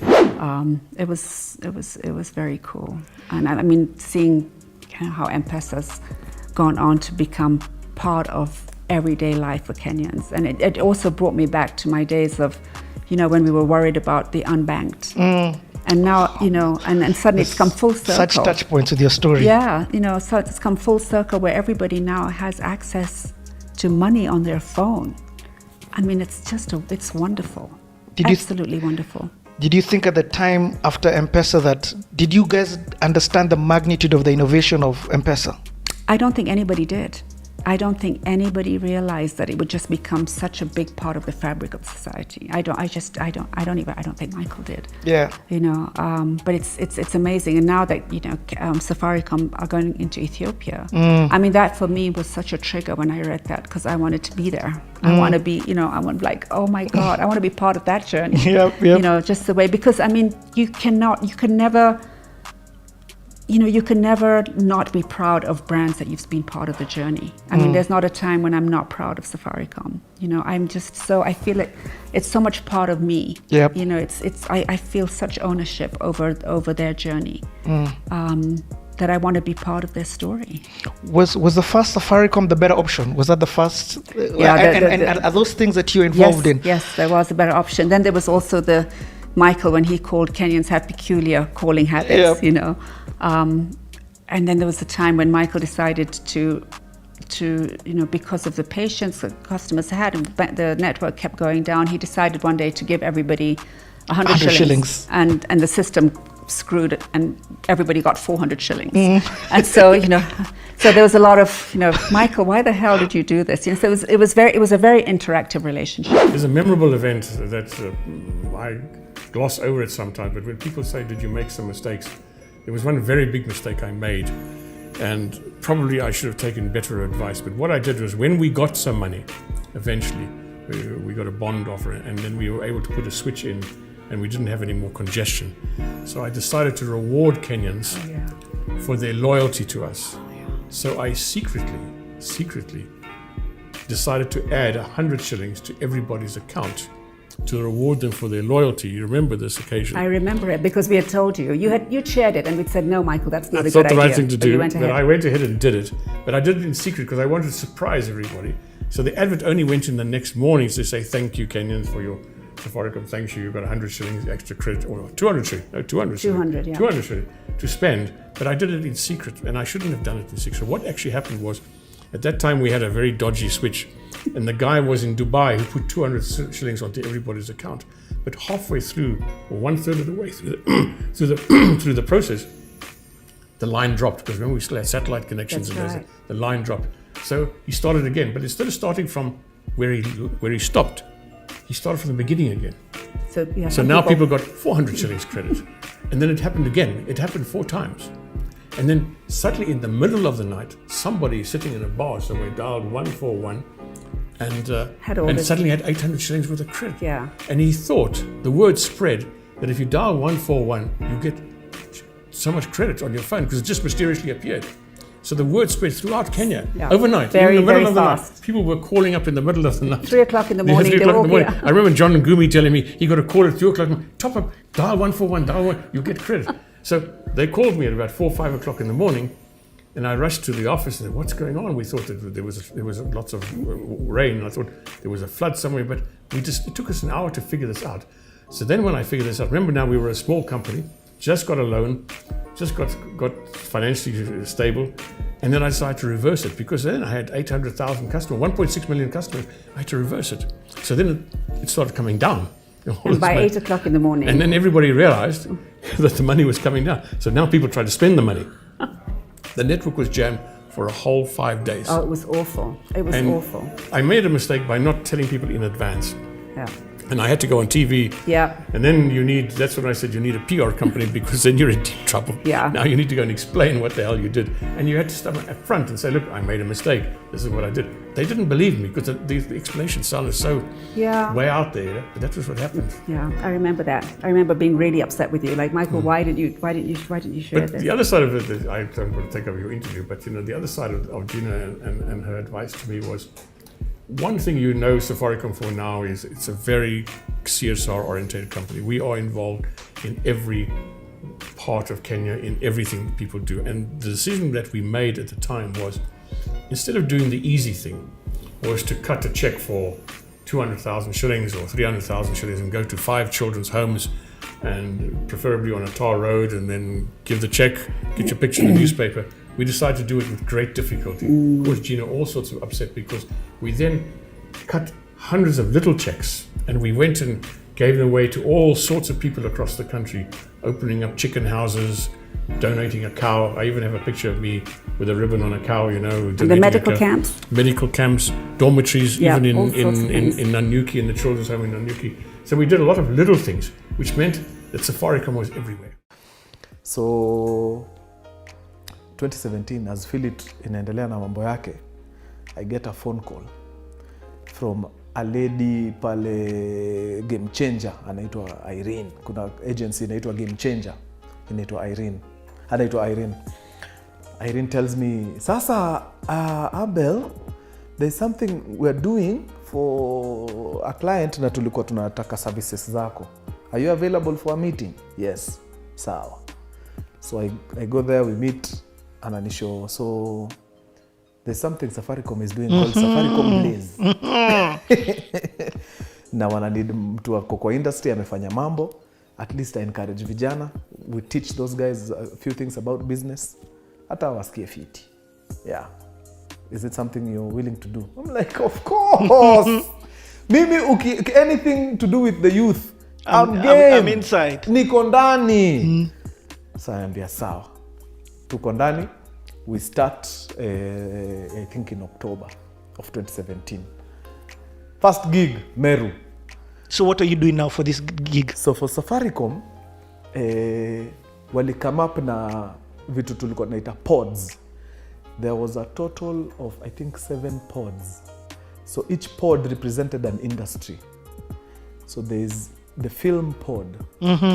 There's the creative pod ambayo inaingiza wasanii waliingia hapo, musicians, artists wa kuchora, actors walienda hiyo creatives pod. Kuna the fashion pod, hiyo ni ya watu wa manguo. Kuna the tech pod, hiyo ni ya watu wa makompyuta na nini. Kuna retail and manufacture, ilikuwa na pod yao. Kulikuwa na agribusiness, Nice. ilikuwa na pod yao. Na music pod. There were 7 in total. So pale kwa artists, musicians hawakuwa. Pale creatives pod, musicians walikuwa na their own pod, music pod. Pale kwa music pod hapo kulikuwa na I think kina Fena Gitu ndio walikuwa wamechukuliwa pale. King Kaka. King Kaka yeye alikuwa na kamtuka performer. Okay.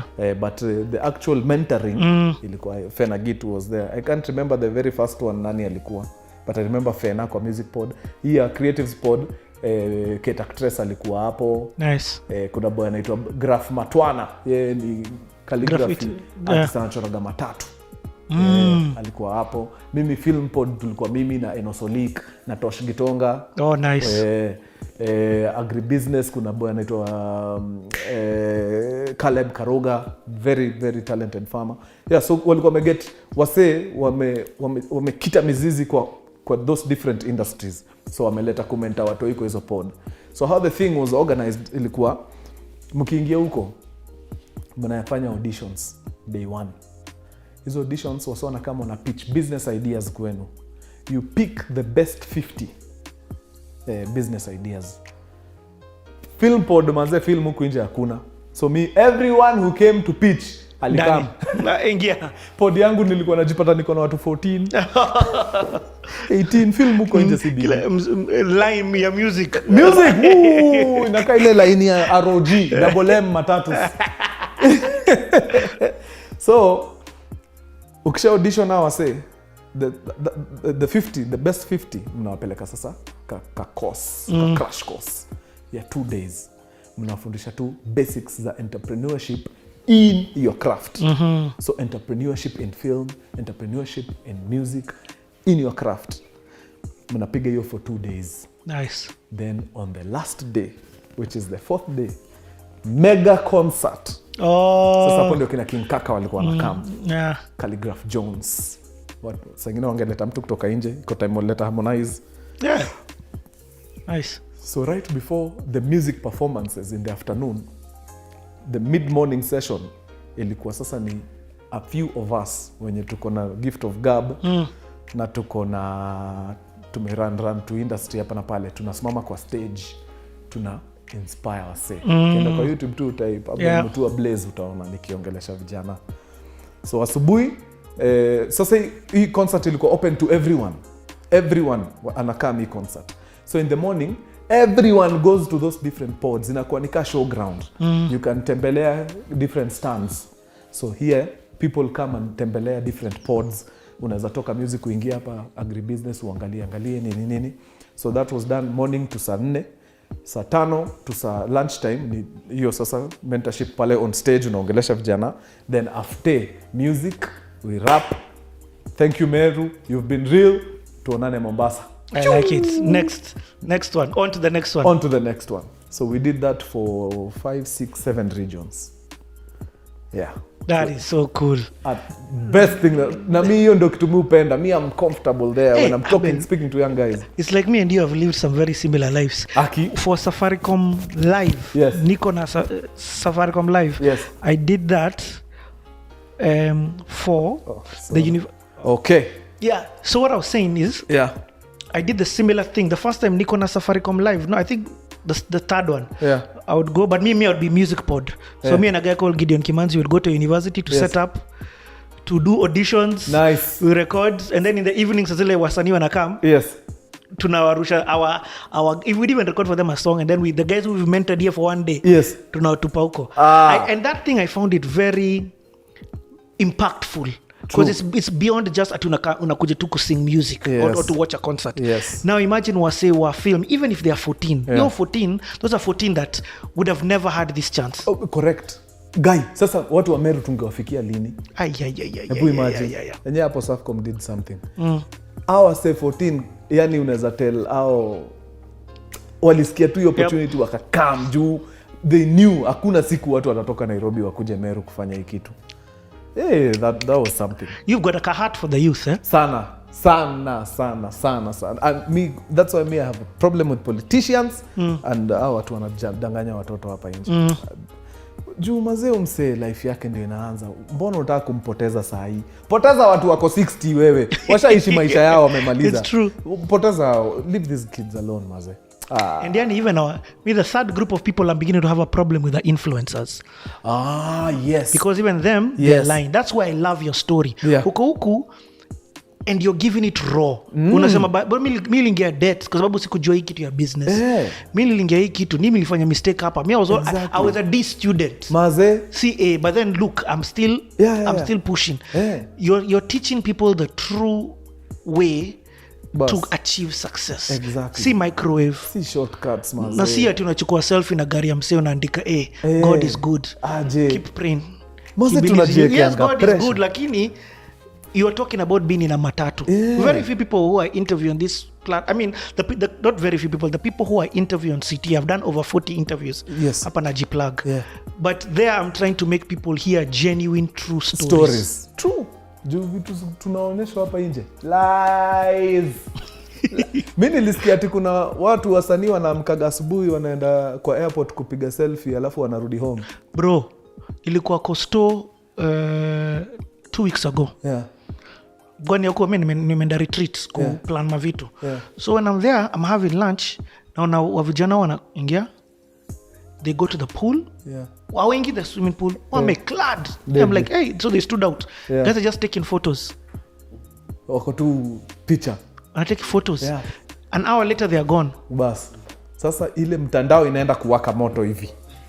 Pale Instagram. Haya watu watatii. Bro, I thought that was madness, but Boss. you're crazy. Sasa do you know the saddest bit? Ni ati there is a miner somewhere, anaona hizo picha, anaenda kujiua. Anashindwa mbona, why am I not living this life? Mbona mimi siendi airport ati nipande hata kambe. Kumbe hakuna ndege inapandwa. Mimi nasikia mpaka wasanii hapa kwanza hii tunaelekea hiyo season Saidero. Hii season ya gigs after zinaitwa nini? End of year parties. Maze msanii ana gig hata moja. Lakini ataanza kupost mavitu hapo. Thank you Buckless, you've been amazing. On to the next. Mombasa, here I come. Bamburi Cement, are you ready? Hakuna kitu. Nothing. Anataka tu aonekane. Yeah. Wasa wanadu hivyo hapa nje. Yeah. Sema ukweli usaidie. Exactly. Yeah. Exactly. Sema ukweli and usaidie. understand it's part of the process. Maze.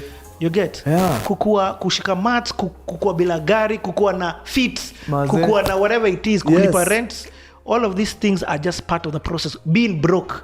Correct. In fact, there's no human being that you see who has not been broke. Even the ones who you think are rich. Unless inaingia levels Kerea mzee wa 300 bob. Yes. Maze. Unless your father is on the note. On the note. Yeah. Sawa. So maze, that's how I ended up pale Blaze. And how did you ulifanya Blaze ilikuwa tu season 1. The ones you get, no, how many seasons? The mini liingilia season 2. They had already done a run in 2016. Lakini hiyo ilikuwa ya TV pekee. 2016. Unakumbuka hiyo ilikuwa hiyo TV show for entrepreneurship. It was not kwa ground video, ilikuwa kwa ground walikuwa tu wanadu ile concert pekee. I think so. Okay, hakukuwa tena hizo trainings na nini, hizo hazikuwa. Ilikuwa tu ni concert. Kwa hiyo concert wasa wanawaongelesha. Then there's some auditions going on. Wenye wanachukuliwa na the best business ideas wanaenda TV show straight. Okay. Yes. Okay, I understand. So even to 2016 ilikuwa. 2017 we had a boot camp. So we audition guys, mimi nachukua the best 50 people wenye wako na best film ideas. Na wapeleka boot camp ya 2 days kuwafundisha tu the business of film. Then after that now the concert comes. So season 1 haikuwa na boot camp. And was there season 3 of Blaze? Yes! And I was part of it. Nilisahau boss. Nilisahau jo. So 2017 Blaze. So nimekusha vile ratiba imejipanga. Asubuhi mnaenda sasa on the day of the concert. Asubuhi it's open to the public. The public is free kuingia kwa different pods. Wanakuja kwa pods after break mid morning. Sisi tunaingia na mimi juu hapa niko sawa. Nilikuwa kwa lineup sikosi. Lazima Abel you're going in fast when una set. So ka standby. Uko sawa. John Mfalme huko ananiintroduce na Mambwembwe. Mwalimu Recho na Timmy Tidat. Hao ndio MCs. Naingia pale maze napatia na kastori kangu nini. Vijana wanasikiza. Niko na washika hivi kama vijana wana nice. So in one of the regions, siko sure kama ni Machakos ama ni wapi. Nimepeana story, nimemaliza. Bam. Wasa wamenazi. Kali. Naweka mic chini, nashuka pale backstage. Nashuka chini. Mresh anakuja hapa mbele ananisimamisha. Hello, how are you? Abel, right? Yes. Hey, you have a story and a half. How come I don't know you? Where are you from? I know who this is. So nikamwambia mazem, I used to be an actor but nikaachilia. So now me I'm behind the scenes. So you only write? Yeah, I write. I come up with concepts nini. But this right here, this I can do any day. Mimi bana ukiniweka na vijana, niko sawa. I love it. I love it. I'll talk to you some other time. Sasawa. Na akaishia. Mimi nashindwa ni nani? So okay, very simple. T-shirt, jeans, sport shoes. Very simple. Na akaishia. I even forgot about her like after 3, 4, 5 seconds. Juu sasa nimeingia hapa nimeanza kugotewa na wase. Kali buda, kali buda. So baadaye tu nisha unajua stage inakuwa na tension. So nimeshatoka nini kidogo. So nimeamua wacha let me just go and watch the rest of the thing. So hii time tushaingia sasa performances. I think na Kinkaka washacheza nini. I see the same lady being escorted by security. Wait, Buddha. Ni nani kwani? Mazee anaingia kwa VX yake hapo. Sijui inatoka naenda sijui. Anaweza kwani ujui nani? Ni nani? Boss. Huyo ndio Sylvia Mulinge. Huyo ni Big Wig. Huyo kwa kitabu yake mzuri. Huyo hatari. Fire. Boss. 2017. Sasa hiyo time alikuwa CCO. Alikuwa Chief Customer Officer. Sasa ndio Chief Customer Officer. Hiyo time alikuwa sasa ndio Chief Customer Officer. Hiyo time alikuwa kitu tofauti. I'm trying to remember the title. The following year ndio alikuwa aende TZ. Okay, I get. Yes. You understand your time. So mazee nikammeet hapo for the first time, but me tukiongea sikuwa najua yeye ni nani. But ikaisha hivyo. And then after that, I was then called to go and work in Safaricom. I actually didn't apply because, first of all, I didn't know what Safaricom was. I had just acquired my first phone. It was a Nokia, a small Nokia. It wasn't a Nokia or a Siemens. I think it was a Siemens, right? Is there anyone who owned a Siemens phone, right? I think I bought it for 12,500 shillings or something. And one of our directors who used to work in Unilever had left. He had gone to work in Safaricom, and he was responsible for setting up a marketing team because they didn't really have a marketing team at that time. So he called me. I went for the interview. I was interviewed, but I knew nothing about running a telco organization. But I was 29 years old. And let me tell you, when you have age on your side, use it. Because you can be able to take risks when you're young that you can't be able to take when you're older, right? So when I was called to go and work in Safaricom, for me it was like another opportunity, another scenario. Like I studied food science. I was told to go and work in sales. Now I was being told to go and work in telco. I hadn't studied anything in telco industry. So when I went, I remember the HR director standing, holding her arms akimbo over me and telling me, you're going to be in charge of prepaid revenues, which is 80% of our revenues in Safaricom. And nikashtuka. But the thing that motivated me is that the salary I was getting in Safaricom was double what I was getting in Unilever. So nikasema, hata ukienda vibaya, the worst case is I will earn a good salary for a period of time, right? And then I can always go back to Unilever because in Unilever I was in the talent pipeline. But I also said that time I didn't have a child. I was married. We were trying to have a baby. So I said the risks were low, and that was the time I could be able to take a risk with my career. Now, that does not mean that if you're old, you cannot be able to do great things. Last week, we were celebrating Safaricom at 18th birthday, and we had Michael, who was our keynote speaker. And Michael came and started Safaricom when he was 55. The guy who started KFC, you've all heard that story, started it when he was in his 50s or 60s. So age, it is nothing but a number. So 29 going to 30, I jump in, I go to Safaricom, was taken to marketing again. I spent the first couple of months trying to figure out how networks work, how do you transmit a call. I was trying to understand the technology, yet had been employed to go and understand consumers. And I think my moment of deliverance my eureka moment was when I discovered that the consumer who buys airtime is the same consumer who does what? Buys sunlight. So you have the same approach to them. And I think that really shifted my mindset. It was very difficult settling in. Coming in from a fast-moving consumer goods industry, there were people who had been there from the very beginning.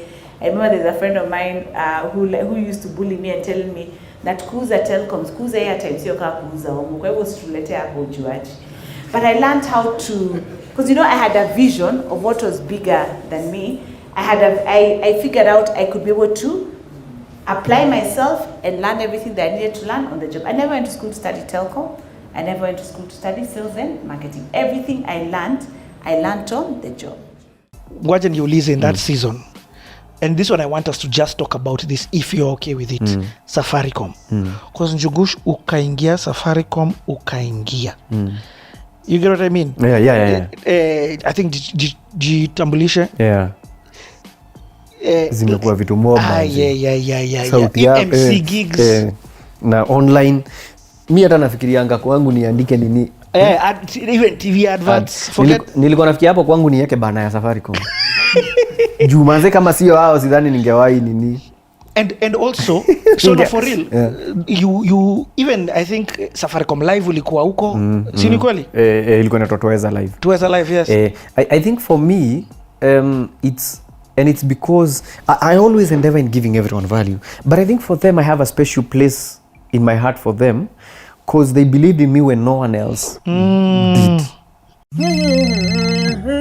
Hello, umejishindia shilingi milioni 1 katika promotion. Nimeshinda! Jogona! ID number 283. Ni simu ama ni kazi utafanya? Rudi tu ndani, pigwa na moshi peke yako. Hello. Conman. Samahani, siwezi kukutambulisha kutumia sauti yako. Hii jitambulisha inasumbua. Haki kama sio jitambulisha sinigegongwa. Stay safe from fraud by using your voice as your password. To enroll, dial 456. Jichanue na Safaricom Jitambulishe, the easiest and most secure way to access Safaricom services. Mom, nisamehe tu. Nikawazimu kadogo kalikuwa kameniingia. After the 5K, I tried to pitch. Nada. Sasa adi advertise kwa video. Sasa you. Tukitaka tutakwambia. And you go. But for them, they are like, here's the money, give that guy the money, let him do what he does. They believed in that rawness. Up to date. Guys never took me serious. I used to admire people who are here where I am, but I never thought that could be me one time. In whatever struggles we go through, the most important thing is how we come out, because we all have struggles. I quit my job, so that's when we decided to start our online videos. For me, I live for days to make people happy. So as long as I'm alive, I want to make people happy. For 18 years, we've been part of your story, through good times and hard times, never giving up and never giving in. Tuko nawe kila wakati. They believed in the rawness up to date. Sahi wakipiga simu, siwezi ringa. Wananiambia cheki, tuko hivi, lakini msitake advantage. Tuko hivi and we need this done. Maswali baadaye. Because when you get someone who believes in you, when no one was willing to believe in you, someone, because kama manze sio hiyo safari and they've really enabled, singefika hapa niko. Enabling through and through. That's but crazy. on my side, it came with a burden. When someone trusts you so much, it always comes with a burden. It's like when your friend gives you a jobo mahali. It comes with a burden of performing. You're like, sasa sitaki kai sasa hata unaje. So you have to justify again why they have to call you again. Nataka kutoa pesa, niko na anniversary, nimesahau M-PESA pin. Si tumejitambulisha reset pin yako? Sitaki kushinda nikipiga simu Safaricom sababu kuna maswali nyingi. Naibu wako kwa madai alikuwa nani? Mwalimu wako wa Sunday school. Kama sikumbuki pin, nakumbuka hizo kweli. Na si ndio mlifanya birthday juzi Mombasa? Hiyo ilikuwa ya bibi, sasa hii ni ya mtoto. 3.5 days. You anyway, madam, wachana na. Naomba ni replace SIM card. Naweza tumia jitambulishe. At Safaricom, my voice is my password. Your SIM replacement request has been successful. Thank you. At Safaricom, my voice is my password. Correct. A new start key will be sent to you. Jitambulishe, the easiest and secure way to access Safaricom services. At Safaricom, my voice is my password. To register, dial 100 or 200 and select the Jitambulishe option. At Safaricom, my voice is my password. Correct. A new start key will be... You have, and that's why I'm very jealous with my content. And ikifeel kitu si poa, wacha isiende. There's certain quality, there's certain how you behave as a human being, as a person, that I'd want to be seen as niko tu, mi sinaga story na nini mambo mob. Mi nataka tu nichape kazi. So there's that burden of performing, of ensuring always you're on top of your game, because people are coming. So it's a big burden of ensuring always you doing uko na hii mpya. Because it's very wrong ukiangusha mtu amekuaminia. And if someone else akona that belief in you, why not believe in yourself? If someone else who doesn't know you, wewe umekaa na wewe, I've stayed with myself for 29 years now. So after we did Lazizi and all that, and then after that whole season, we went to, I met Bob Collymore one day in Uhuru Park in an event. After performing, me and Bob struck an amazing friendship. Like Bob Collymore was just a G, man. And he actually saw the magic in Sauti Sol when a lot of people didn't. And I remember he's the one who insisted we be put on Safaricom Live. The first Safaricom Live that happened, we weren't there. Yes. But the second one, he was like, no, these guys have to be on the lineup, because we performed for a couple of internal Safaricom events. And our show was on fire. It was live. So we went for Safaricom Live, and this is the first time we are going to play for Mashinani audiences in Kenya. In fact, I found you, and so Sauti Sol and Camp Mula were like the weird group within Safaricom Live. What are you guys doing? Camp Mula, Camp Mula perform, mazina walizamsi hapa hivyo Kisumu. Asa wametoka wapi? Naambia si ni wa Jamaica.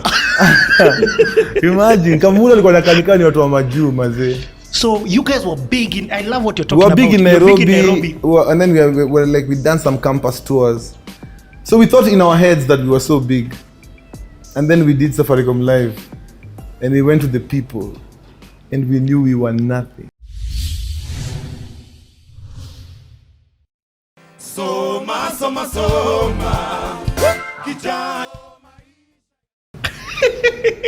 Yani nakwambia mimi nakumbuka tu nikifika Safaricom Live, naimba Lazizi, hakuna Java Kisumu hiyo time, hajafika Kisumu, hakuna Java Nax, wanatuangalia tu hivi. Okay, hatukuwa ibuiwa off stage. Yes. Na hiyo crowd ya Mashinani by the way, walikuwa na bua, sisi ndio walikuwa na bua watu wewe. Lakini venye tu walituangalia, waliona kuna kitu special hapa hivi. But we don't get it. Na nilikuwa inanikwaza because immediately tumeshuka tu hivi stage, size 8 anapanda. Leo kutawaka. Jaguar alikuwa ameimba kigeugeu hiyo time, my friend. Jaguar akipanda kwa stage, Jimmy Gate.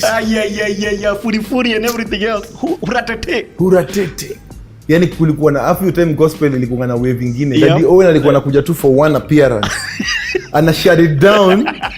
Yani alafu hiyo time nikaanza kuwa sonically aware of Kenya wanapenda. And were you with P-Unit also in that gig?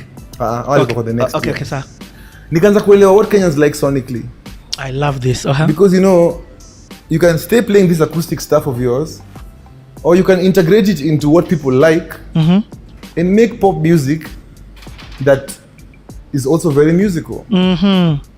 So this was a turning point in your music career. Completely, man. Like after Safaricom Live changed me completely, how I think, how I view the masses. Me raise you tu ronga. Umeenda kampo mimi niko na Shiroisa hiyo time. So nadhani najua watu, lakini kuna mashina mengine yenye sijui. Mnaenda kufanya road shows sijui Chuka Town. Mimi sienda Chuka Town. Chuka Town ni wapi hata? Chuka niko Meru huko. Unachiki sasa, yani nikaanza kupiga hizo mashow, nikaanza kuenda hizo places, nikaanza kuona penye watu wana interact. Tukaandika Dipate baby kwenye bar. Uliza shorty what you drinking. You're rolling with that. Tukaandika first of all what we did first of all.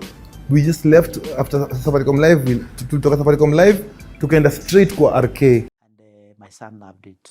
And my wife was fine. She was doing her PhD, but my son really loved Netherlands. That's why he was asking me, why am I coming back? Why can't I decline the Safaricom role? And I told him that there are some roles you don't decline. So,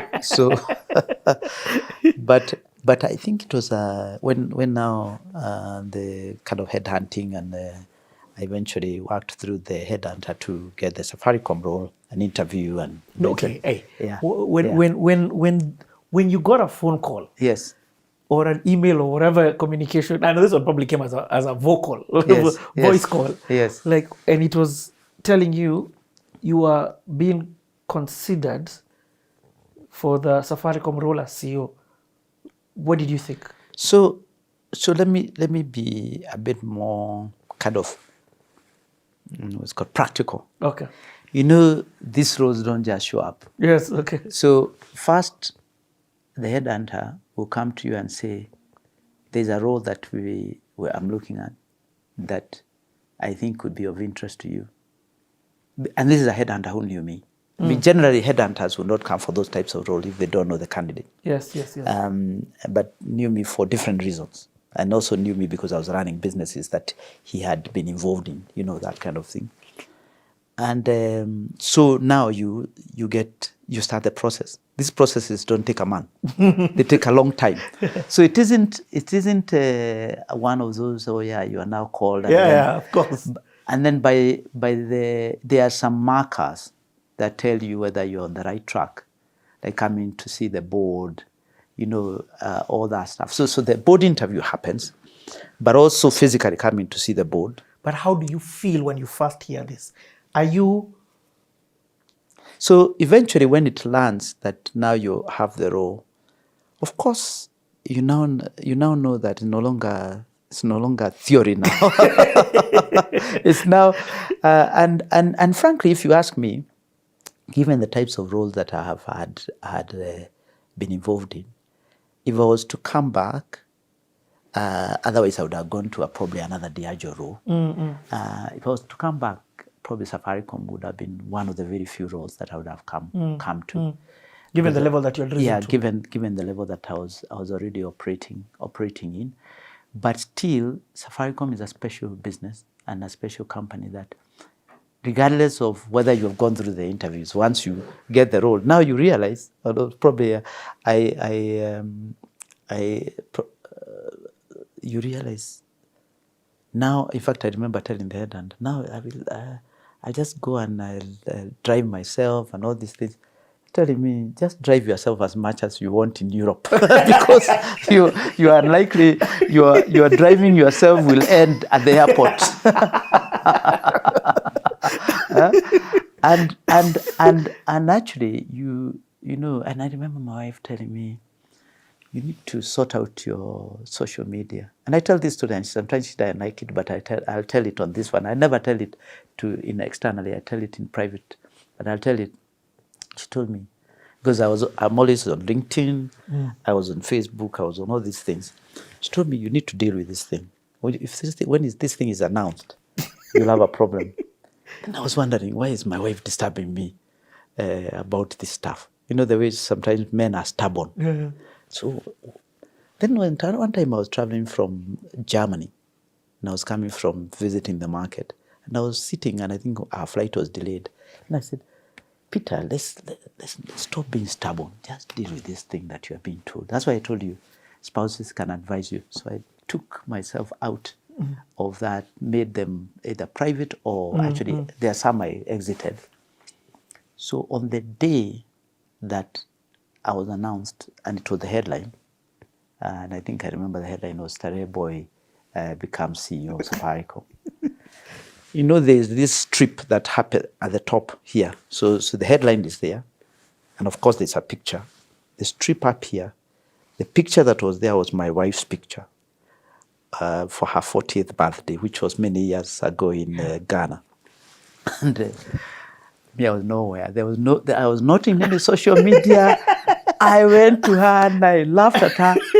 I said, now look. You advised me, but you didn't advise yourself.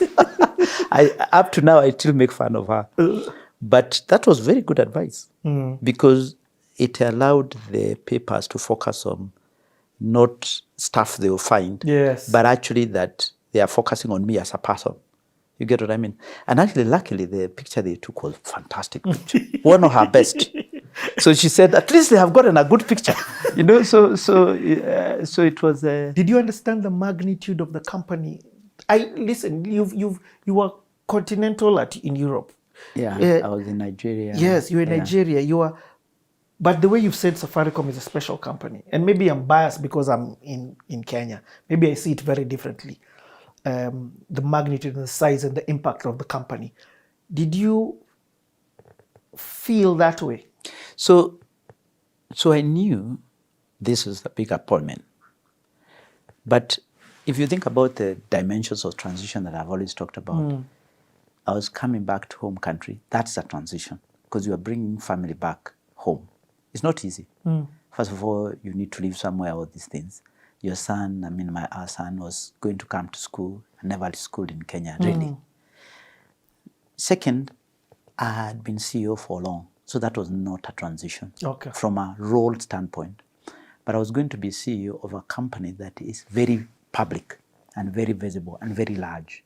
And more importantly, it's a company that also has shareholding of government, of Vodacom and so on. So the shareholding structure, listed is one thing I had already been used to it. But actually the shareholding structure also brought in a very different dimension, dealing with government directly as a shareholder, not as a regulator or all these things as a shareholder. I was very used to regulated business because alcohol is regulated everywhere.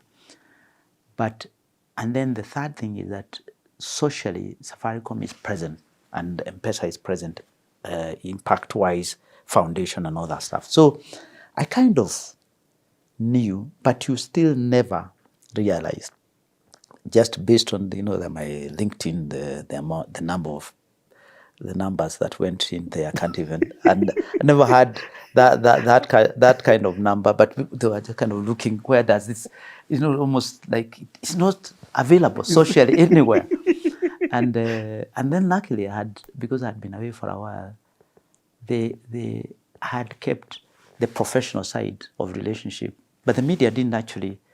Some of the senior people in media knew me because of my EABL days, but a lot of the journalists actually kind of didn't. So they were just trying to find out how. But I always, even when I appoint people in Safaricom, I tell them, you do not realize just how big the appointment is until the announcement happens. And then they still underestimate. Even me, I underestimated. But because I was away, remember it was announced months before I came. Okay. So it was easier. When is it announced in? It was announced in October, and I only came in 2019. And I only came in April. I only joined 1st of April. 2020. 2020. What happened is that they realized that if they didn't announce, it would leak. And therefore they had to announce also on the Diageo side. So you announce it early, and then I was giving notice. I needed to give notice and work through. Not give notice, but work through so that there's enough handover. I left mid-February and then had to take time off. Because I wanted to take time off. I wanted many months, of course. That's never possible. And this is telco. But yes, sorry. I'm saying, and you're coming now. You're switching. Yes. So then there's an industry transition. So that was another dimension: technology and industry transition. So I knew that the three things I needed to pay attention is settling family, the whole stakeholder relationship, including the public and the government, and then it's a new industry. Those three. Not the functional CEO role, not the listed business element. All those elements I was familiar with, and not the commercial elements, but more the others. And then I was also coming in at a time when we had lost a CEO.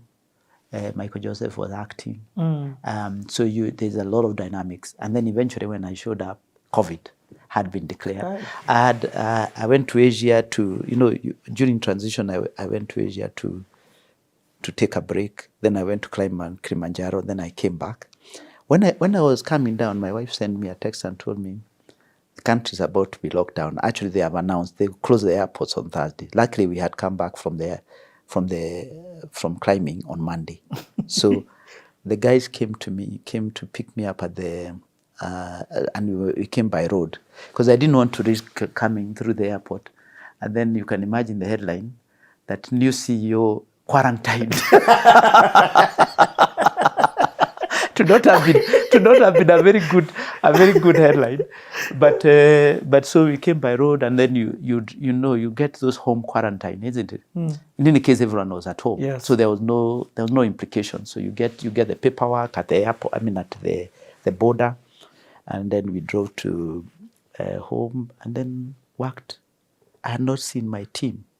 Some of my team, I had seen some of them in February, March when I came back from Europe. Actually, family came in December so that my son could go to school from January, and then I started sourcing some of the people. So I'd seen a couple of my exco, but I was going to meet most of them in April, but because of COVID, I was only seeing them on Zoom.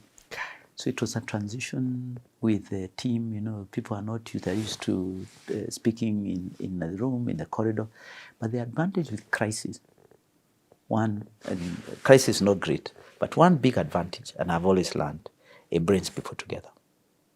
So the one thing that crisis allowed me to do, people won't give you fluffy stories. They'll tell you, here it is. You get what I mean? Because they know there's a crisis. So therefore, they are not going to go around circles. Even when you are getting into a new business, people will go around circles and all that. But because of the crisis, we are meeting daily. We had a morning call every day at 8 a.m. and saying what's going on. We did so much during that period that people don't realize.